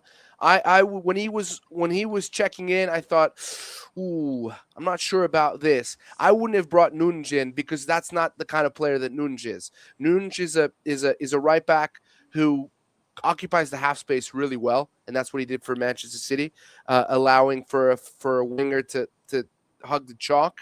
Semenyo, for example. We needed somebody with a piercing ability, and I think Ruben Semedo, even at 35 and even coming off an injury that I thought might keep him away from the World Cup, did quite well. What do you guys think? I thought, go ahead, Eric. I was going to say, I thought Semedo, there was no issue with him coming in. I understand the shout, and when we were talking about the preview, we thought the Nunes was definitely going to get some minutes and be a piece of this team throughout the tournament. But I didn't have any issue with Semedo. To me, the most impressive player on the pitch was Sheik Conceição. When he came, he brought a different energy. He brought a dynamism with him, with the way he was attacking. He made the difference, and so you felt that. I was fortunate to be at the game, be at the stadium, and that's one of the other points that I want to make. Look at this guy about the comments that you guys are making, and I don't know if I make it now, but I didn't have any issue with Semedo if we wanted to tie a bow on that, Danny. That was. Do we know it was just a tactical decision with Nunes going out? Like I haven't seen anything in terms of knock picked up. So that makes the decision even. I don't think he was moving afterward. I don't think. Okay, so that makes the decision even more curious. Not so much that Nelson Smith went in, but it was that Nuno Mendes was they had to. I don't know, whatever. And it's also curious that Cancelo on the ball. Sometimes I think he's better as an inverted left back than he is on the right. I often debate with myself about this, but he actually, while not having a very strong game, once he moved to the left hand side, I know at this point Portugal were pushing a little bit more. He was a little bit more active. Soriano, we see you. You'll be up next year, but I had asked Eric if we can kind of pivot just a little bit from the tactics and of the game. Eric, you mentioned you were in Houston. You went to the first game. You are going to the second game, being a native of Texas and having obviously just an abundance of cash. Yeah, that's what it is. But what are some do's and don'ts that you kind of experienced going into NRG Stadium / Houston Stadium that you would give someone who's going to the stadium for the first time on Tuesday for the Uzbekistan match? I'd say the overall game day experience was great. Everything aside from the 90 minutes as a Portuguese supporter, it was great. It was really fantastic. If you are going to the game, I guess if we talk logistics, if people are interested, and that gates open at 9 a.m., it's going to be a noon game next week also. So I highly recommend that you arrive at 9 a.m. We got there pretty much on time when gates open, and then we had no issue getting in. Closer to kickoff time, as you would expect, it probably got a little bit hairier. And so, you go at your own risk there, but I highly recommend getting there earlier. Texas heat is Texas heat. People always, say, well, how hot is it? Well, if you've been in the South, you've been in Texas, be ready to sweat. Be ready to sweat. There's no doubt about it. But inside, temperature is no issue. It's a domed stadium. had no impact on the viewing ability or any of the pitch conditions. Everything was ideal inside. So my recommendation is just to get there early, but I also encourage everyone to kind of get out and get involved with the festivities around. We went to the day before event put on by the Portuguese Federation at pitch 25. I don't know if they're doing it at the same spot the next match, but the Federation had some legends there. Helder Postigo was there, signing autographs. I believe José Fonte was there. And it was just a fun the time. The newly retired José Fonte. Yeah, as I was going to say, he's probably closer. Jesus, what's he doing? Maybe he can. Maybe we. We could still use him. I mean, Jesus Christ! José Fonte and Pep were at the game on Wednesday. I saw him on the Legends roster, and I thought to myself, is he older? Is he younger than Ronaldo? And then somehow on the Legends lineup, and not on and Ronaldo's still on the. I think he's about the same age. He's got starting center back alongside Pep in 2016. Yeah. Oh, yep, absolutely. So not that far off. But that to me was a highlight. Getting in there with my son and jumping with the ultras and doing the chants like that. That to me was one of the greatest experiences. Is someone who supported this team, watching the game with my grandfather, with my dad, and to be able to actually see, the Portuguese team live. Memorable moments. Now, I will say this, and I wanted to make this point, and you guys talked earlier about Ronaldo, the personality, kind of putting Portugal on the map and being thankful for that. And we can have that conversation blue in the face. And I think one of the things... I can't believe what you're about to say. And one of the things that I think summarizes it perfectly is, on the preview show, we were talking about, we'd love to see Ronaldo get off to a great start. We actually gave some respect to Congo, but there were multiple comments. Some people praising, saying, "Oh, you're not going to you worried about Ronaldo not getting goals? Come on, he's the all-time GOAT. You got to feed it to him." But then there was also comments saying, as long as you're relying on Ronaldo and your fans like Eric are wanting Ronaldo on this team, then they're not going to be successful. So two people listened to the same show and walked away with completely different ideas. One being Ronaldo must be the starter, and the other Ronaldo cannot be the starter. So one of the things that was interesting to me as someone who is, has a Portuguese heritage and supports the Portuguese national team, the stadium was devoid a bit of Portuguese support, and there was a lot of people who were there just to see Cristiano Ronaldo, the circus that is Cristiano Ronaldo. Yeah. Well, FIFA was betting on that. And I think, I don't know if, again, tactics, I'll leave that to Eric and the analysts, but there's something about maybe that soulless kind of environment where people are there for, a freak show to stare at Ronaldo and not necessarily to support Portugal and to watch a soccer match.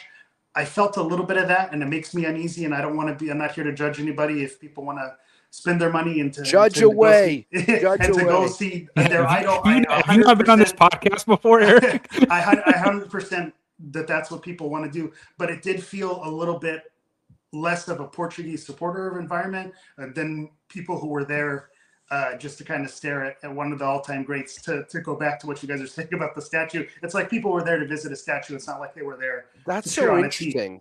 That is so interesting that you said that, because I remember that my first reaction to seeing all that red in the stadium in Houston was to go, wow, look at the support that the Portuguese have. I mean, that's not a tiny stadium.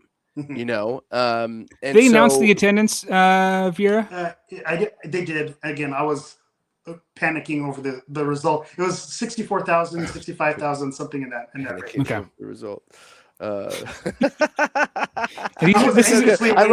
love Tarmac over here, and you put it up. Your Portuguese judging is what we do. It is.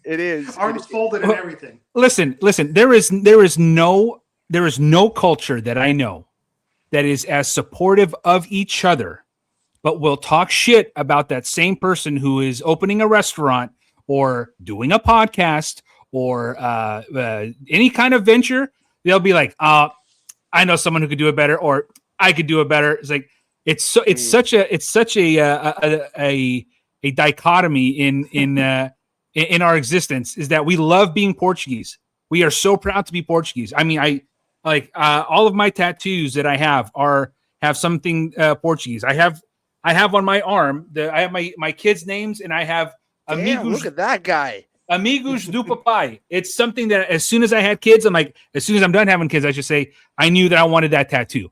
So it's like I'm Portuguese all the way, but there is a sick percentage of our population who loves to see us fail, and it's weird to me. It just really is. I don't. Is it? That's is not it, what I was doing. I hope that didn't come across. No. That's not what you're doing. No, but what I'm no. saying is like it's just I don't know. It's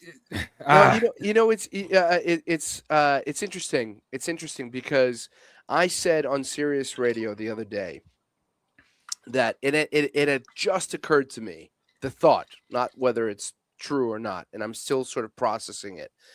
But I was having this chat about the Ronaldo situation, and I thought, were this France or Spain or Italy or England, there would be a lot more acrimony. There would be a lot more discontentment about the Cristiano Ronaldo situation. There would be a lot less, but we owe it to him.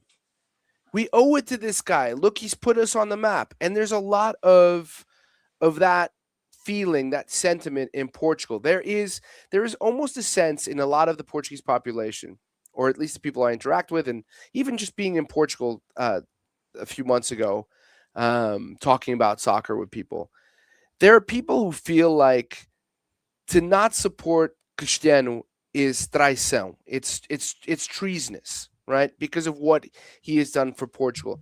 And you're right to a certain degree, Danny. And when I lived in Portugal, I felt this way. And it was one of the reasons why I wanted to leave the country. I always felt that Portugal at the time, I think it's changed, had a very small, it was a small-minded country. Portugal, in many ways, was still provincial.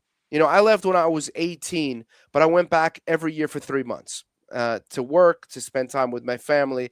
And I always felt like there was a very provincial attitude about things. There was also a little bit of a fatalism about the Portuguese. If it can go wrong, it will go wrong. And I think that's what you're touching on, Danny. It's not necessarily we want people to do badly, but it's almost as if it goes poorly, we're Portuguese. This is how it goes. That's where the cynicism comes from. It's in our DNA. I mean, look at all the things. If you look at some of the poetry, the Portuguese poetry, for example, if you look at the music, fado, and I'm not talking about corridinho and all the Portuguese folklore, but the fado.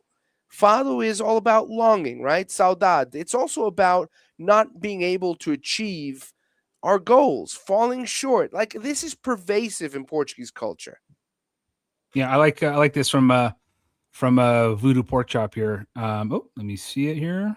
It keeps going here. Fado Faith Football. Yeah, I like it. I like it. I was going to say, it's very I just missed the faith part. I was going to say a lot of similar signs here in Texas, but talking about a different football. But yeah. Well, you know, the Longhorns are bound for a good season here. Mr. Vieira, any parting shots here before we let you go? No parting shots. I'm just again, I was disappointed with the result. Again, we tried to give some respect to Congo, so it's not to say that it was totally unexpected. That's something we haven't done a lot. We haven't done a lot. We haven't said a lot about how well DR Congo played, and I think that should be stated as we are here now almost an hour and 40 minutes. Krakauer, I'm so sorry that I'm keeping you this long. I'll let you guys go to it. But it's just that needs to be said. And go ahead, Eric. Yeah, I was just going to say that you know, looking back at the match, DR Congo did fight for every possession of the ball.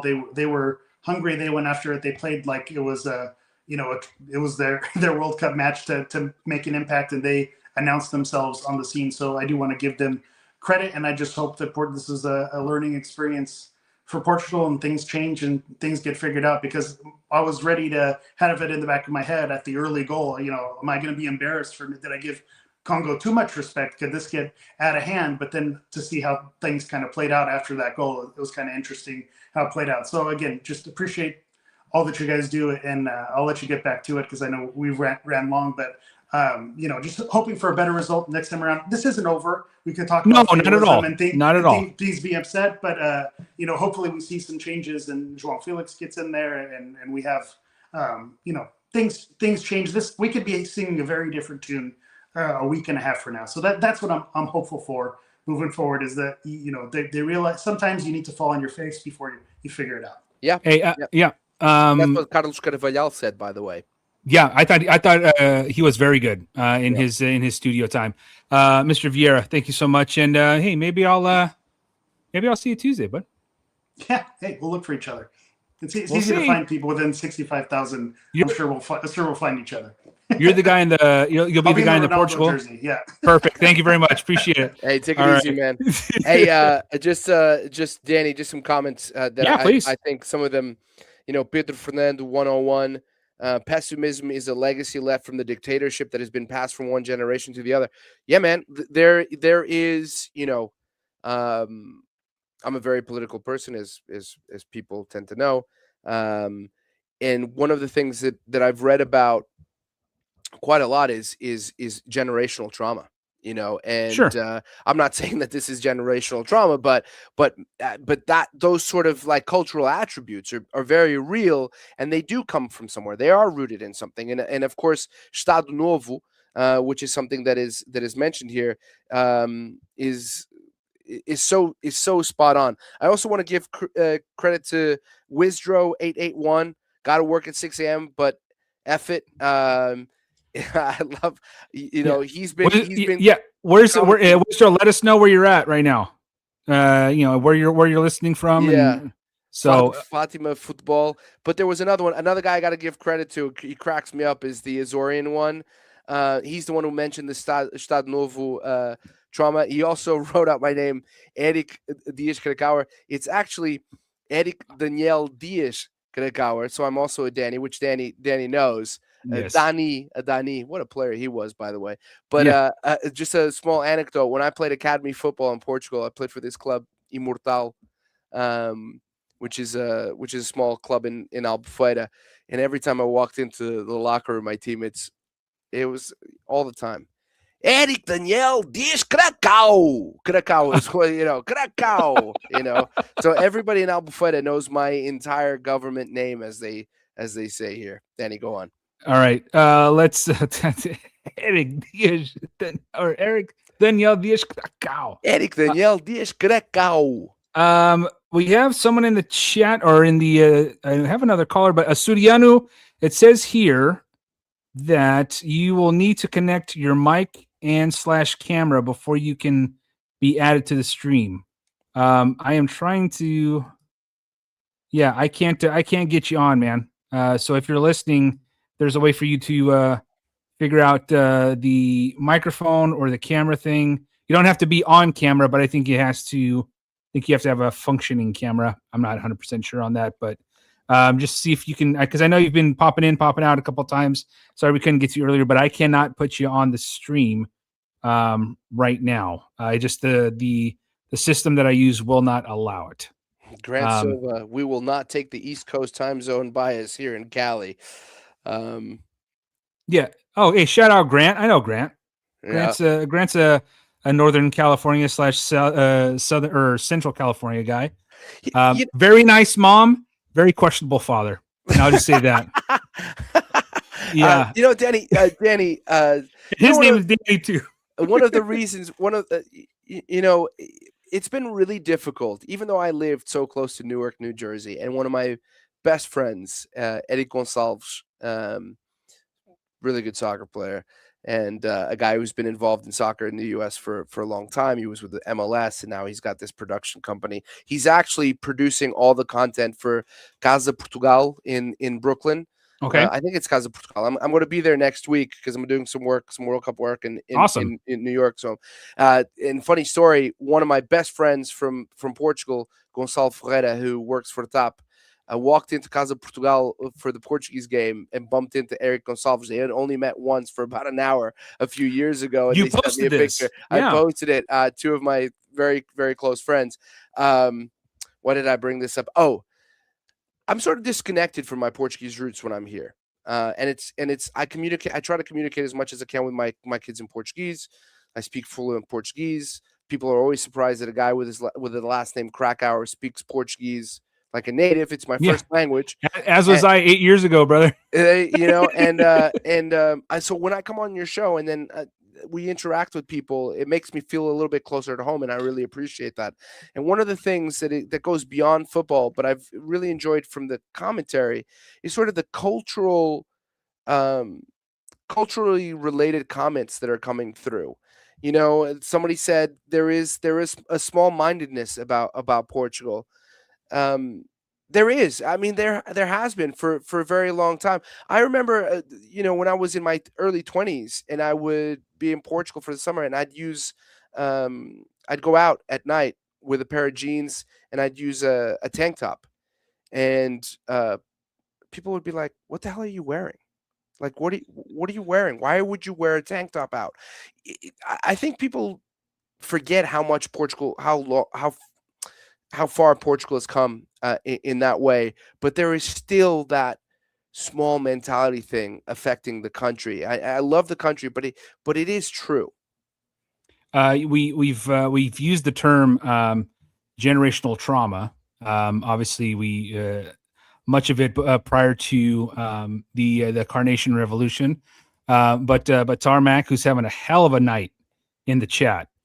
He says, "I have generational trauma from losing to Greece." And buddy, yes. I think Eric and I both can, and probably everybody in this chat can. Somebody wrote that they can't bring themselves to watch the highlights. Absolutely. Once I watched that game, it's very hurtful. Sometimes the Aristeas header pops up in some sort of compilation video, and I go into the fetal. And then there's the Luis Figo miss as well in that game. So, like, I get you, man. I get you. My man Wizdro, who I believe had to, I think he tapped out finally, but he is from Linden, New Jersey. I say this a lot especially when we do our live shows, because it's the only time I really get to interact with you guys from all over. We've had Louise from London call in. We've had a couple of my California buddies call in as well. We had Vero Beach. I forget his name. I do apologize. So just in the chat, let us know where you're watching, and I'd love to shout out where you guys are at. I know Luciano, who's a guy who I just love that he's from Montreal. I think Montreal is a city that I would love to go to one day. God, I love Luciano. I wish I knew you were in Montreal. We would have met, because 2 years ago I called about 4 or 5 games in Montreal. I love that stadium. I love that city. I speak a little bit of French, but that Canadian French is impossible to figure out. Is it like Azorian Portuguese, my man? Not that bad. Not that bad. Not that bad. That's not even Portuguese. What you guys speak a completely different language. We've got. I'm sorry. Go ahead. No. It's not important. Go ahead. So yeah, Montreal, Toronto, Toronto, Cookville. Oh yeah. Let's see. Born in Chaves, Portugal, but raised in Ledlow, Mass. All right. Look at this. God, why don't you guys get a room? You and Luciano, no way. Next time you're here, we're going for a Super Bock. Well, what if I am in Montreal one day, Luciano? Yeah, would that be okay with you? Do I have to check with Eric first? You get a Cristal. Nice. Here's Paulo Miguel. Best Portuguese is actually spoken in Pico, fellas. Yeah. I respectfully disagree. Yeah. And I married a picarota from Pico. So, all right. Yeah, from Pico. From Pico. Say pão. Let's go with it's pão. Boom. Okay, that's not so bad. See, it's funny. So, complete sidetrack. So the Terceira dialect and the Pico dialect, very different. We were doing a Carnival skit, 10, 15 years ago, where in Pico they say bush, but in Terceira I say peixe. And they go, it's not peixe, it's bush. And I'm like, I don't say it like that. I say it this way, and you guys say it wrong. No, yeah, so, you're closer. It's peixe. Thank you. Peixe.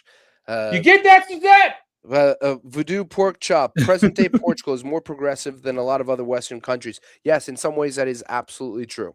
Not denying it. My wife just coming in. Yeah. Yeah, you say "peixe" wrong.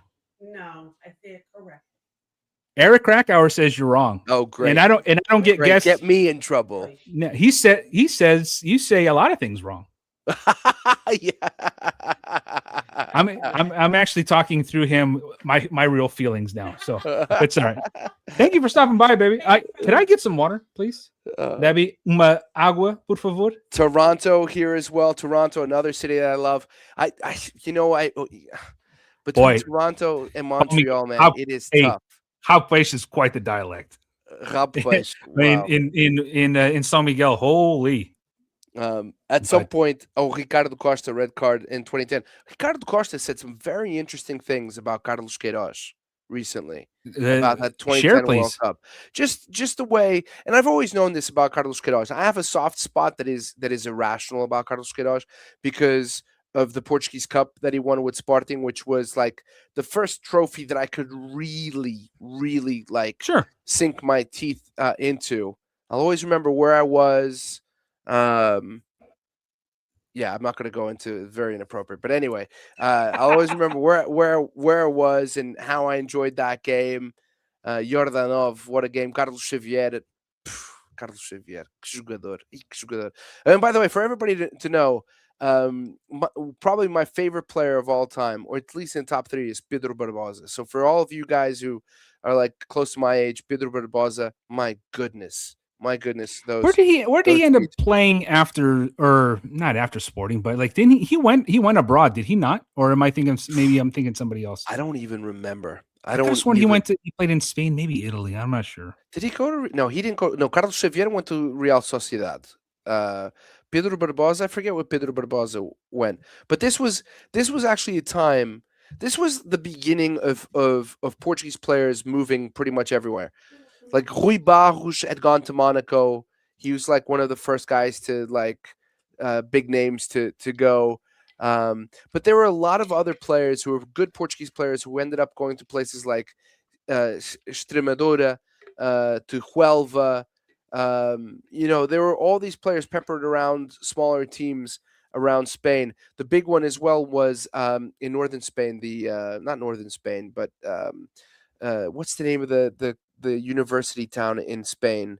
And they had a big contingent of Portuguese players. I'm not the one to answer. Oh my God! In the chat, if somebody can figure that out, but they ended up going to the second division. Got Fudo Pork Chop, Pedro Barbosa. Wow, you can pick Nani Quaresma, Paulo Sousa, Cadet, Futre, and you pick Barbosa. Yeah, man, Barbosa. But Pedro Barbosa, we have our irrational favorites, right? Yeah, no, but it wasn't irrational. I mean, not irrational, but the not obvious favorite. I guess. Pedro Barbosa. First of all, Futre at his apex, I was a little bit too young to really enjoy it, right? I mean, when I was really invested in soccer, Futre was at West Ham.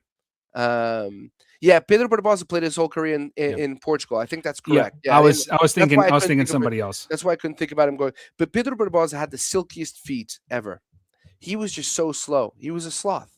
The way he moved on the field, but he was a remarkable player. Paulo Sousa was one of my heroes. I say Luis Figo, Rui Costa, Paulo Sousa, my 3 favorites, and I never mentioned Pedro Barbosa just because he's not really known by most people. But definitely shout out your favorite players, man.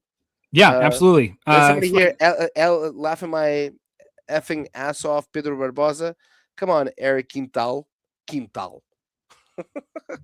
Desculpa. Eric Quintal. Come on, man. Did you not see this guy play? Anyway, go ahead. Yeah, there it's all. I'm having an issue bringing that comment. There it is. Yeah. Oh, nope. Yes, bro. Bring up 2010. No, that's not the comment I wanted. Doesn't matter. Anyway, like for me, Uzohms, unbelievable. I loved him. I loved. Obviously, I have the 2004 Luis Figo jersey. He's the one that made it happen for me. Rui Costa, when he came back to play at Benfica was a highlight for me. Not so much what he's doing with Benfica at the moment, but that's again another show for another time. Pauleta and Eliseu, Azorians playing on the national team. I named my first son, not after Eliseu specifically, but I just love the name. I love the name. I loved a name, Eric, that I could shorten to an American name. So I call, at school he's Eli. Right? But at home, like every once in a while, it'll slip, and I call him. I'll call him Eli. He goes Pi, and he calls me at home Pi, mine, and it's and he goes, remember, don't call me Eli at home. Call me Eliseu, and I'm like, I love you. I love you, buddy. Yeah, no, I love that. There's some people putting the it says Pedro Fernando. No, I'm not talking about Deportivo. I wasn't talking about. Not talking about Deportivo. Deportivo, great team. Boy, did I enjoy those teams in the early 2000s. Jalminha, wow, what a player, Jalminha, but Brazilian player. Tarmac with Fernando Couto.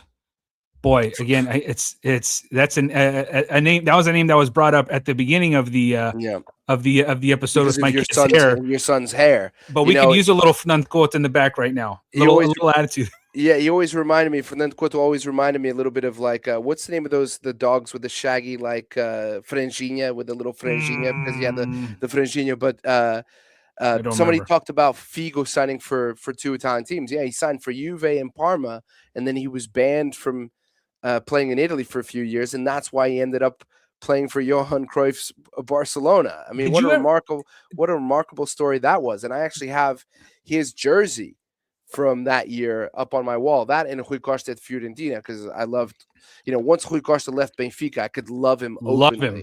Yeah. I could come out of the closet as a Rui Costa fan. Did you ever see the documentary on Netflix? El Caso Figo. Yes, I did. It was amazing. I loved it. It was very good. I was very upset that he signed for Real Madrid, not because I was a Barcelona fan. I'm just a little bit of a footballing romantic, and the fact that he was the captain of Barcelona was such a source of pride for me. To have a Portuguese guy wearing the captain's armband when Pep Guardiola was on that team, for example. It was a team filled with Catalan stars, and yet he's the guy who captains that squad. And by the way, speaking of stuff that I'm proud of, it was not lost on me that both Manchester teams this year were captained by Portuguese players. Unbelievable. I still, Portuguese football has come a long way, and so now it's almost an expectation that these guys are big time players. But at the time when I was going through my formative soccer years, it was a rarity, man. It was a rarity. It didn't happen. Yeah, if I can share a little bit of Portuguese with you, Eric. No era sempre assim. Yeah. We are in and thanks to Cristiano Ronaldo, we'll be in a good spot in terms of world soccer in terms of being visible, right? And being part of the world stage. It's funny you mentioned that too, like Eric Vieira in our preview episode, the episode before. He's like, what's not lost on him is, each of us bought Lego, the Ronaldo or Portugal Legos for our kids prior to the tournament. That's a wild statement to say a Portuguese soccer player has a Lego that kids from all over the world is can put together. It's huge. Simpsons. Oh yeah, he showed up on The Simpsons. I mean, I remember seeing that. Seeing that commercial for the 2010 World Cup and seeing Cristiano Ronaldo as a Simpson character, even in 2010, man, and thinking, wow, look at where Portuguese football is. Boy, have we strayed. And I feel sorry for the people here who have come to hear our thoughts about the Portuguese national team, but it's good to reminisce about these things and to find. Yeah, how about some positivity in this episode, huh? Yeah, look, I'm positive that we'll beat Uzbekistan. God, if that doesn't happen, we might as well just pack up and leave then. Forget about the game against Colombia. Well, but you know what happens, right? Like, with the worst case happens, we lose to Uzbekistan, and then we beat Colombia like 4-1, right? Because the world goes topsy turvy sometimes like that too. I'm not wishing that upon anybody. Obviously, yep. I think a win on Tuesday, we're safely into the knockouts. That's how much the outlook can change from game to game, where the house is falling after Wednesday's match, but a win on Tuesday, and we're at least in to fight for the trophy.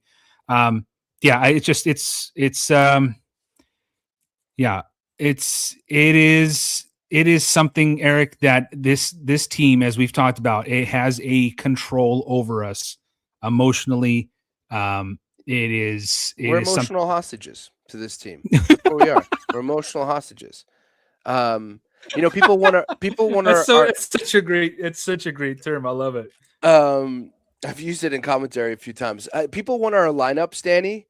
Let's Pedro Fernando 101 today. Fiorentina is my second favorite club because of Rui Costa.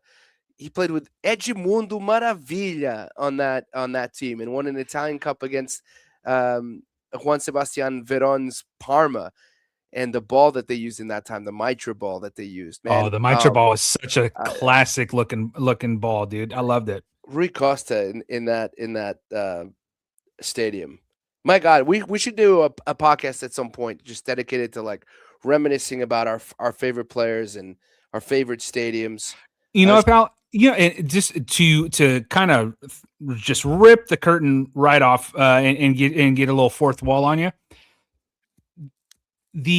So episodes that I do mostly are obviously about the team. When the team plays, when rosters are announced. I ventured off a little bit leading up to the World Cup and getting some of these guys who and gals. Shout out to Sylvia Manuela, who and if you are watching us for the first time, because I've gotten a lot of new followers both on X, a lot of new followers on the Instagram account. I think I've gone like 80-90% up from where I was just about a month and a half ago. My partnership with the Portuguese collective, Sylvia Manuela out of Northern California. Big shout out to her.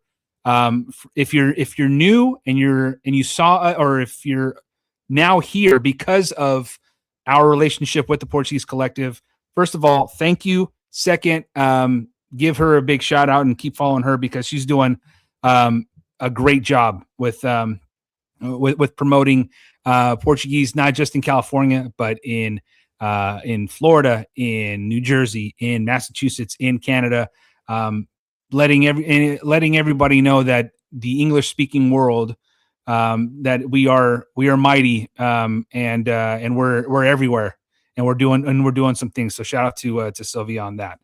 I want to see some my not obvious favorites. This is from Brunov, 7411. Manish Danilo, also Uzohms.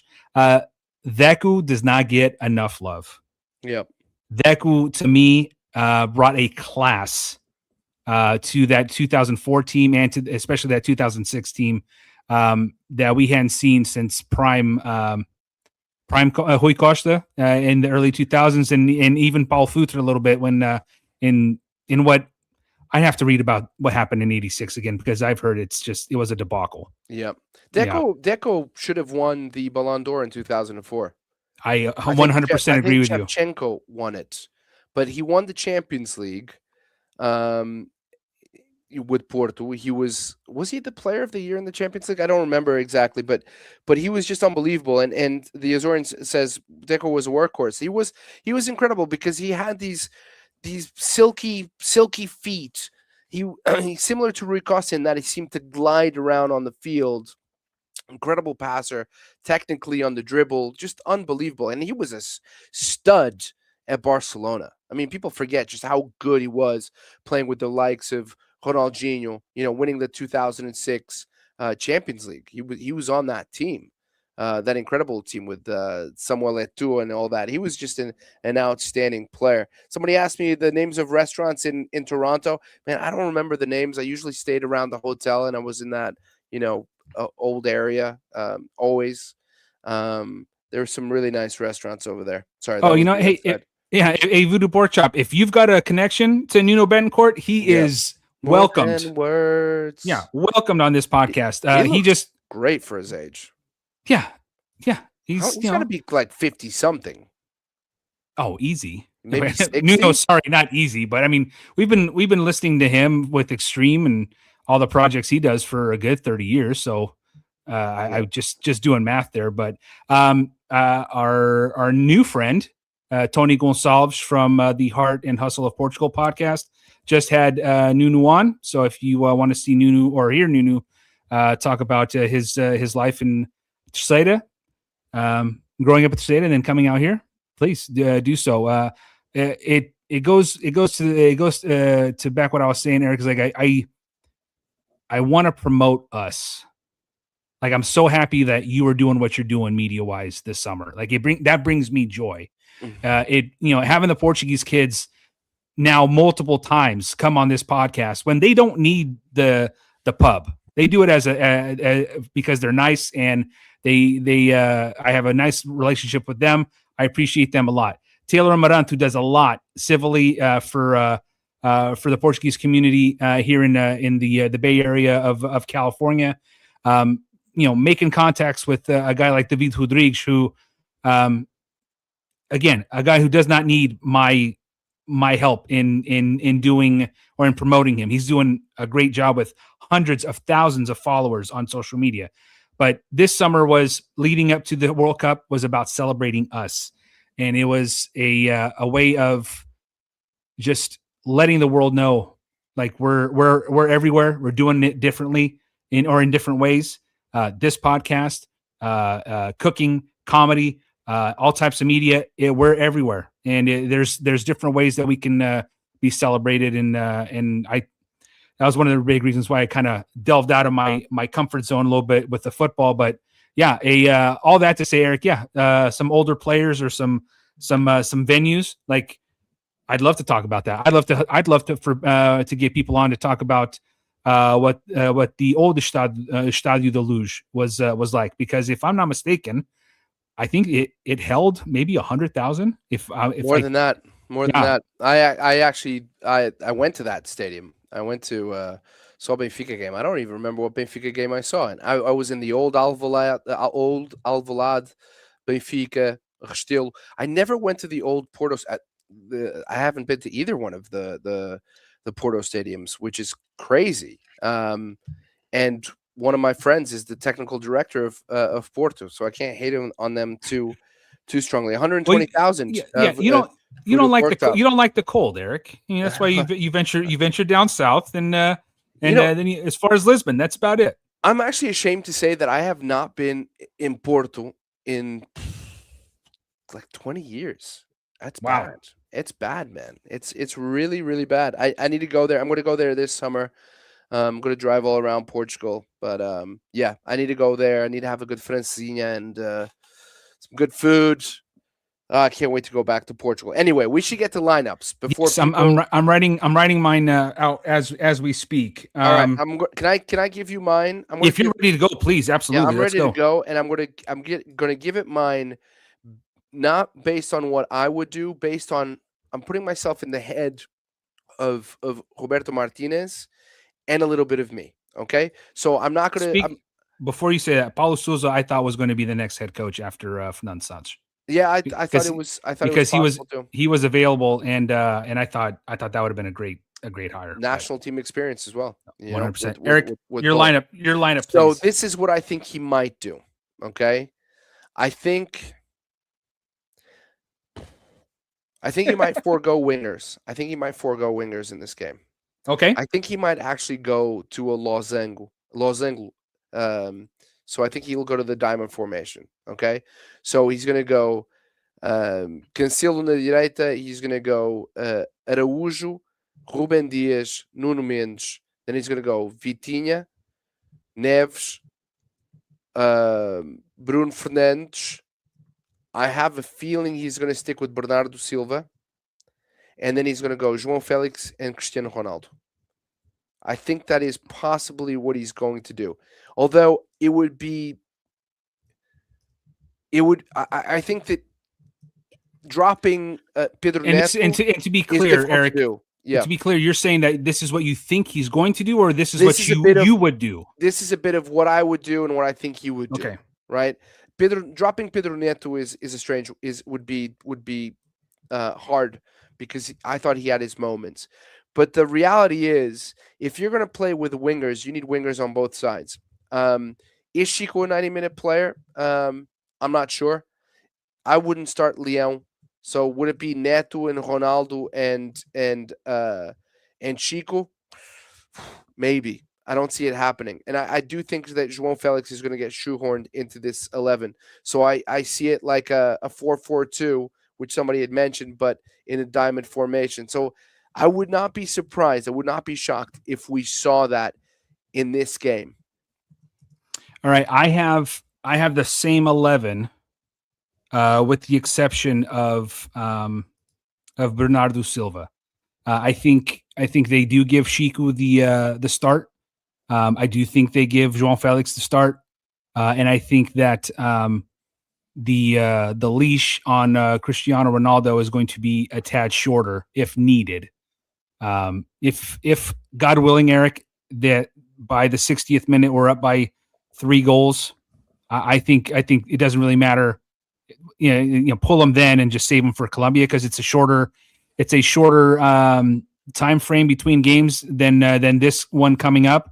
And also you're playing in the humidity of Miami, and you know that humidity quite well. In the middle of at the end of June, at a 7:30 kickoff, you can cut it with the knife, the air in Miami. But I would have Diogo Costa, obviously, Cancelo, Diaz, Tomás, Araujo. Okay, that's a hard one. Araujo. See, yeah. There you go. Can you say ear? How do you say ear? Orelha. That's a hard one for me too. Yeah. Yeah. I used to say, when I couldn't say it, I would just say Uvid, and then just say, which is the canal. But anyway, so I would go Cancelo, Tomás, Diaz, and Nuno Mendes. I give the best midfield, quote unquote, in this tournament another shot with Bruno, Vitinha, and João Neves. CR7 up top, and some sort of combination. Whether I don't know if it'll be a 4-3-3, but I think Felix gets in the starting lineup, and I also think Chico gets in the lineup. Bernardo, I think, is best served almost like as a closer in terms of kind of possession and controlling the game in that second half to come off the bench. I just don't think it's it doesn't serve him any purpose, and he's not used positively. Or you get what you can get from him. And quite honestly, Eric, he's never played the 10, which we have always yelled about in his entire national team career. And that now is kind of passed him by because of who we have in the middle. But but he could play deeper. By the way, Manny's asking me for what I would do 11 wise. So when you're done, I'll give you the 11 that I would put out. Okay, I'm done. So you're 11. Yeah. My 11. What Eric? What the new Careca? The new Careca. The new because he. Yeah. Oh, I saw it. Manny says Careca out. Yeah. Not this one. This one's my favorite. The guy who's on the show right now. But Eric, what if you are coaching this team? What would your 11 look like? My 11 would be the following. Okay, so keeping in mind it's Uzbekistan, they want to play in transition, but they're going to not really touch the ball. I don't think we need that much of a defensive presence. I would go Cancelo on the right, Araújo, Rubem Dias, Mendes, Neves, Vitinha, Bruno Fernandes, Trincão, Gonçalo Ramos, and then on the left, I would probably go with João Felix. Yeah, I'd probably go with João Felix. Okay. Because I'm expecting the way that I would expect it, because I don't think that we have in a traditional wide 4-3-3. It's funny, isn't it, that for years, for decades, we've relied on these incredible wingers, mercurial wingers, the Quaresmas, Cristiano Ronaldo when he played at the beginning, Simão Sabrosa, the list goes on, Figo, the list goes on and on, right? Nani, Quaresma. And now we have kind of a dearth of real explosive wingers.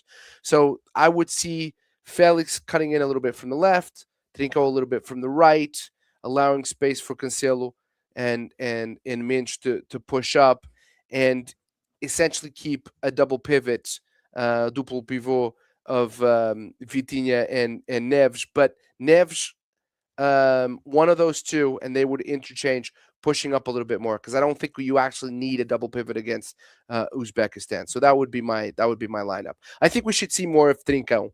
He's a phenomenal player. He had a phenomenal season. I just don't like him on the wing. And when it really started working for Rui Borges, who I'm not completely sold on, is when he put him in the 10, right?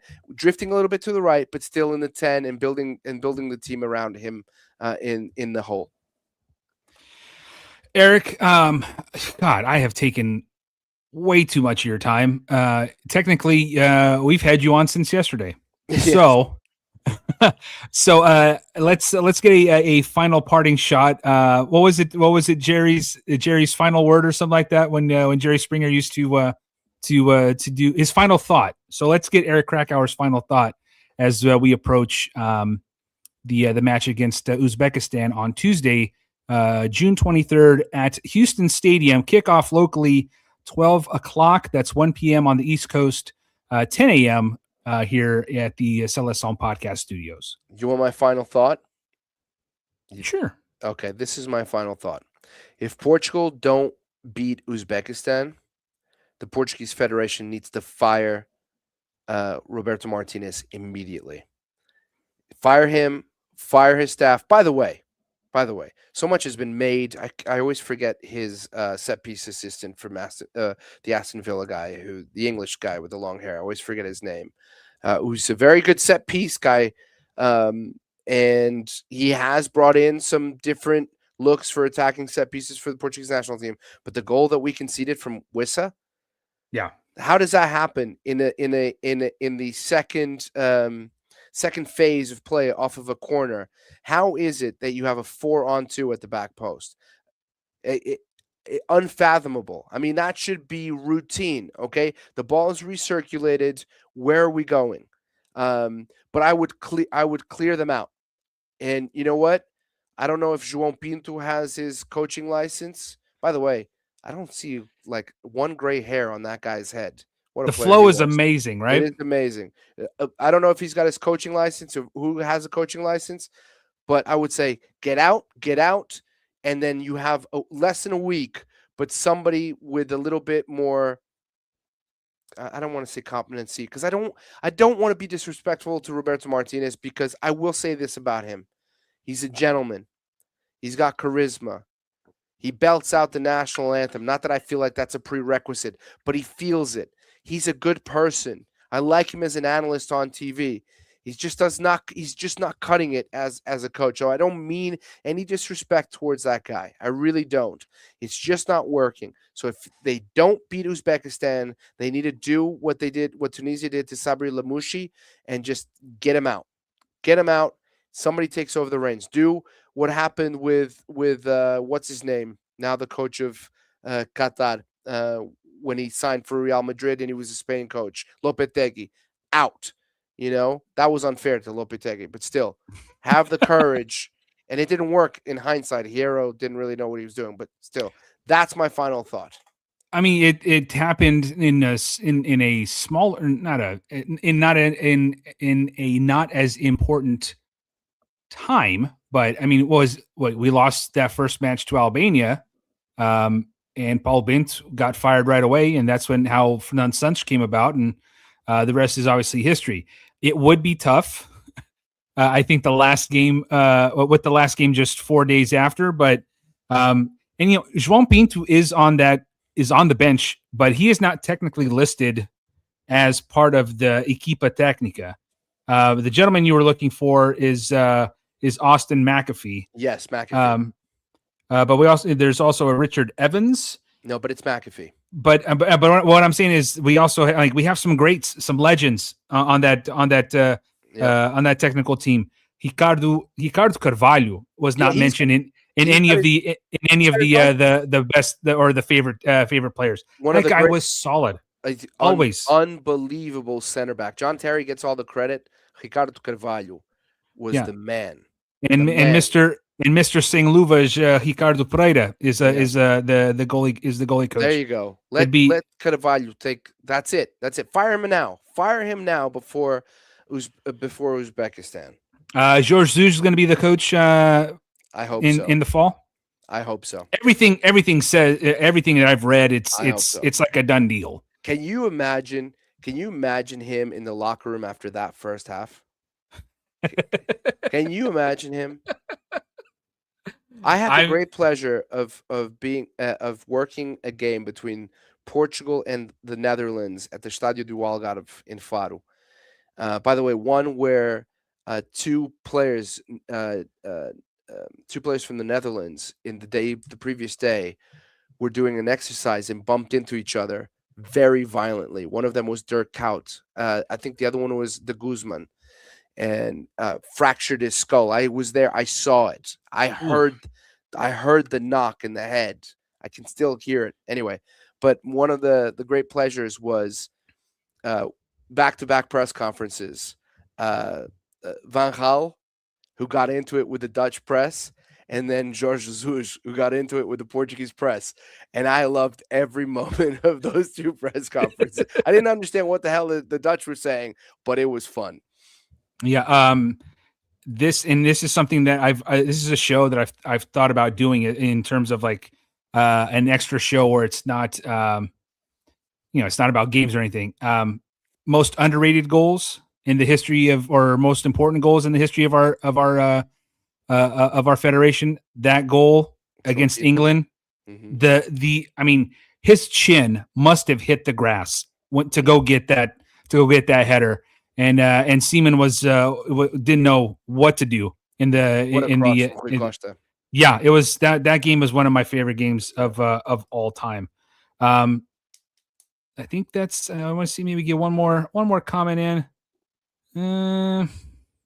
Jorge Jesus, by the way, on the tactical front, great tactician. He's a great tactician, and somebody asked for a 4-4-2, and he loves the 4-4-2, man. He loves the 4-4-2. I called a bunch of his Flamengo games. I called the final that he won, the Libertadores. I really like him, and I like his personality. Yeah. Marcio Souza, full transparency, my cousin in Terceira. So Olá, primo.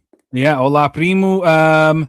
We go. I think we're going 5 in the back with some wing backs here. So he's going Diogo Costa, Tomás, Ruben, Gonçalo. Pela esquerda, Trincão. Oh, Márcio.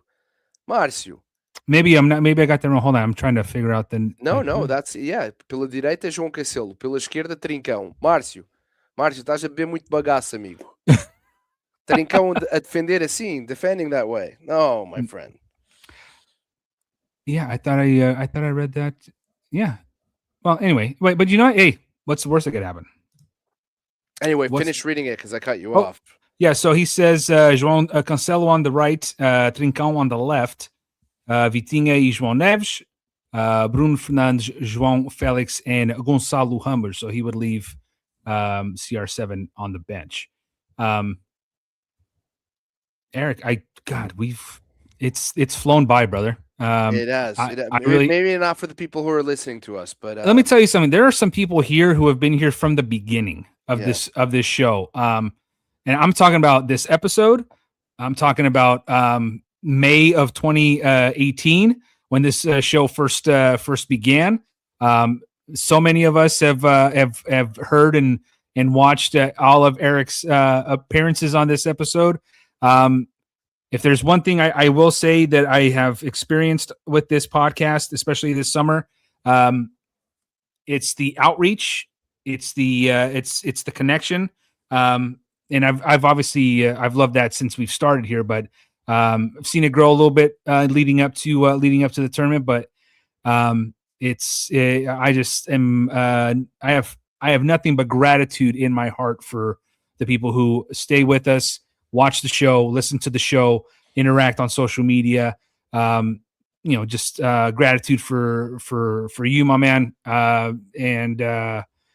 Yeah, I mean, Tuesday, honestly, it can't come here enough. I will say this: if you are now and of course we're finishing up now. We have the most people now watching the show. But knock on all wooden products. My padrin's desk, God rest his soul.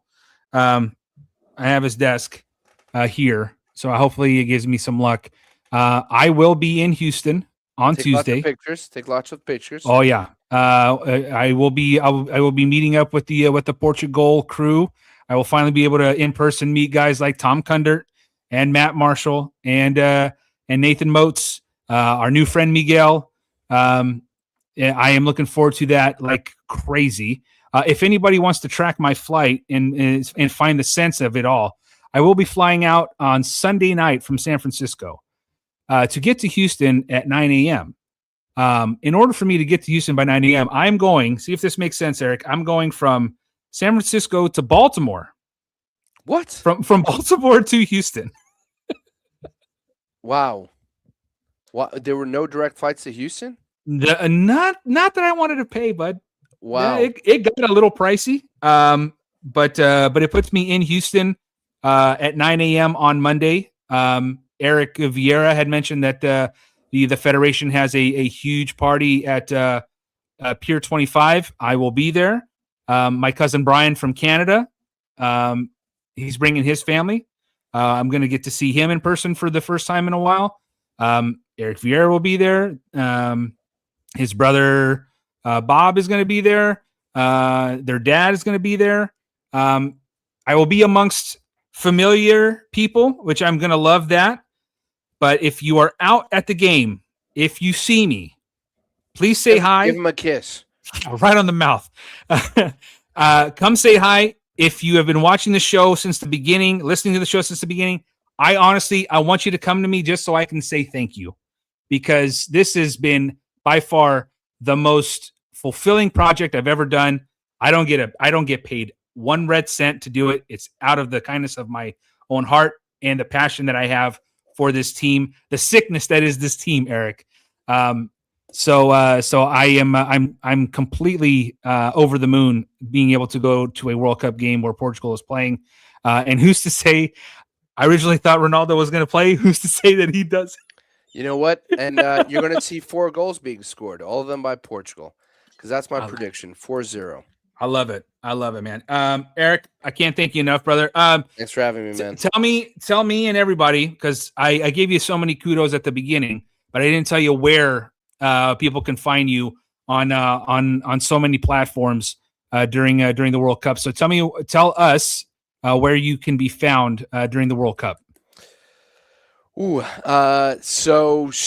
Next week I go to New York. I'll be doing a show called First Touch 26, which is a podcast by the same people who do Soccer Wise. So it's a David. Wait a minute. You do other podcasts? Yes. The hell, man. Yes. What can I say? I'm a libertine.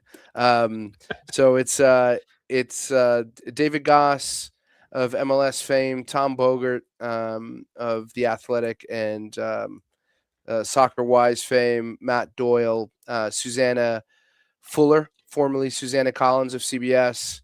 So they've got a show together, and they're bringing me up there for about a week. So I get to go to Casa Portugal, and I'll be on there. And if you want to follow all of this, because I'll put links and stuff, follow me on Twitter or X at Eric Krakauer. But the best place to communicate with me is Instagram, because usually I just post on Twitter, and I don't really look at many of the replies because I get so much crap on Instagram. best way to follow me and keep in touch as well.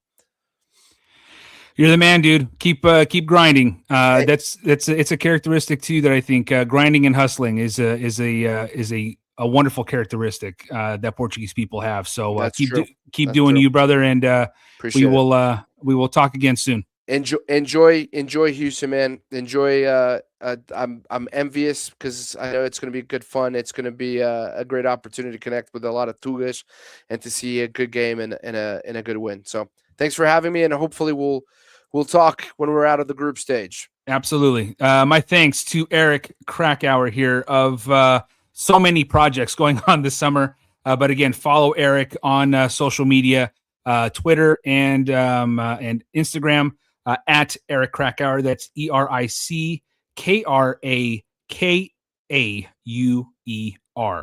It's getting, I know it's late already for Eric, but it's getting late here in California too. My eyes are not what they used to be, but that will do it, guys, for this episode of the Seleção podcast. Again, you crazy people who have been here since the beginning of this episode, it's been 2 hours and 30 minutes, and I love you guys like crazy. So again, my thanks to all of you.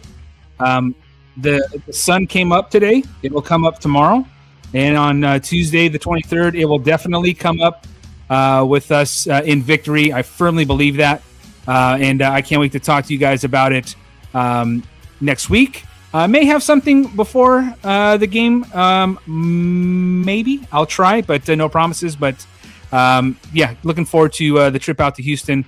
But looking forward mostly to seeing a Seleção victory. This, of course, is a Seleção podcast, a proud partner of Portugal.net. And as always, FORÇA Portugal!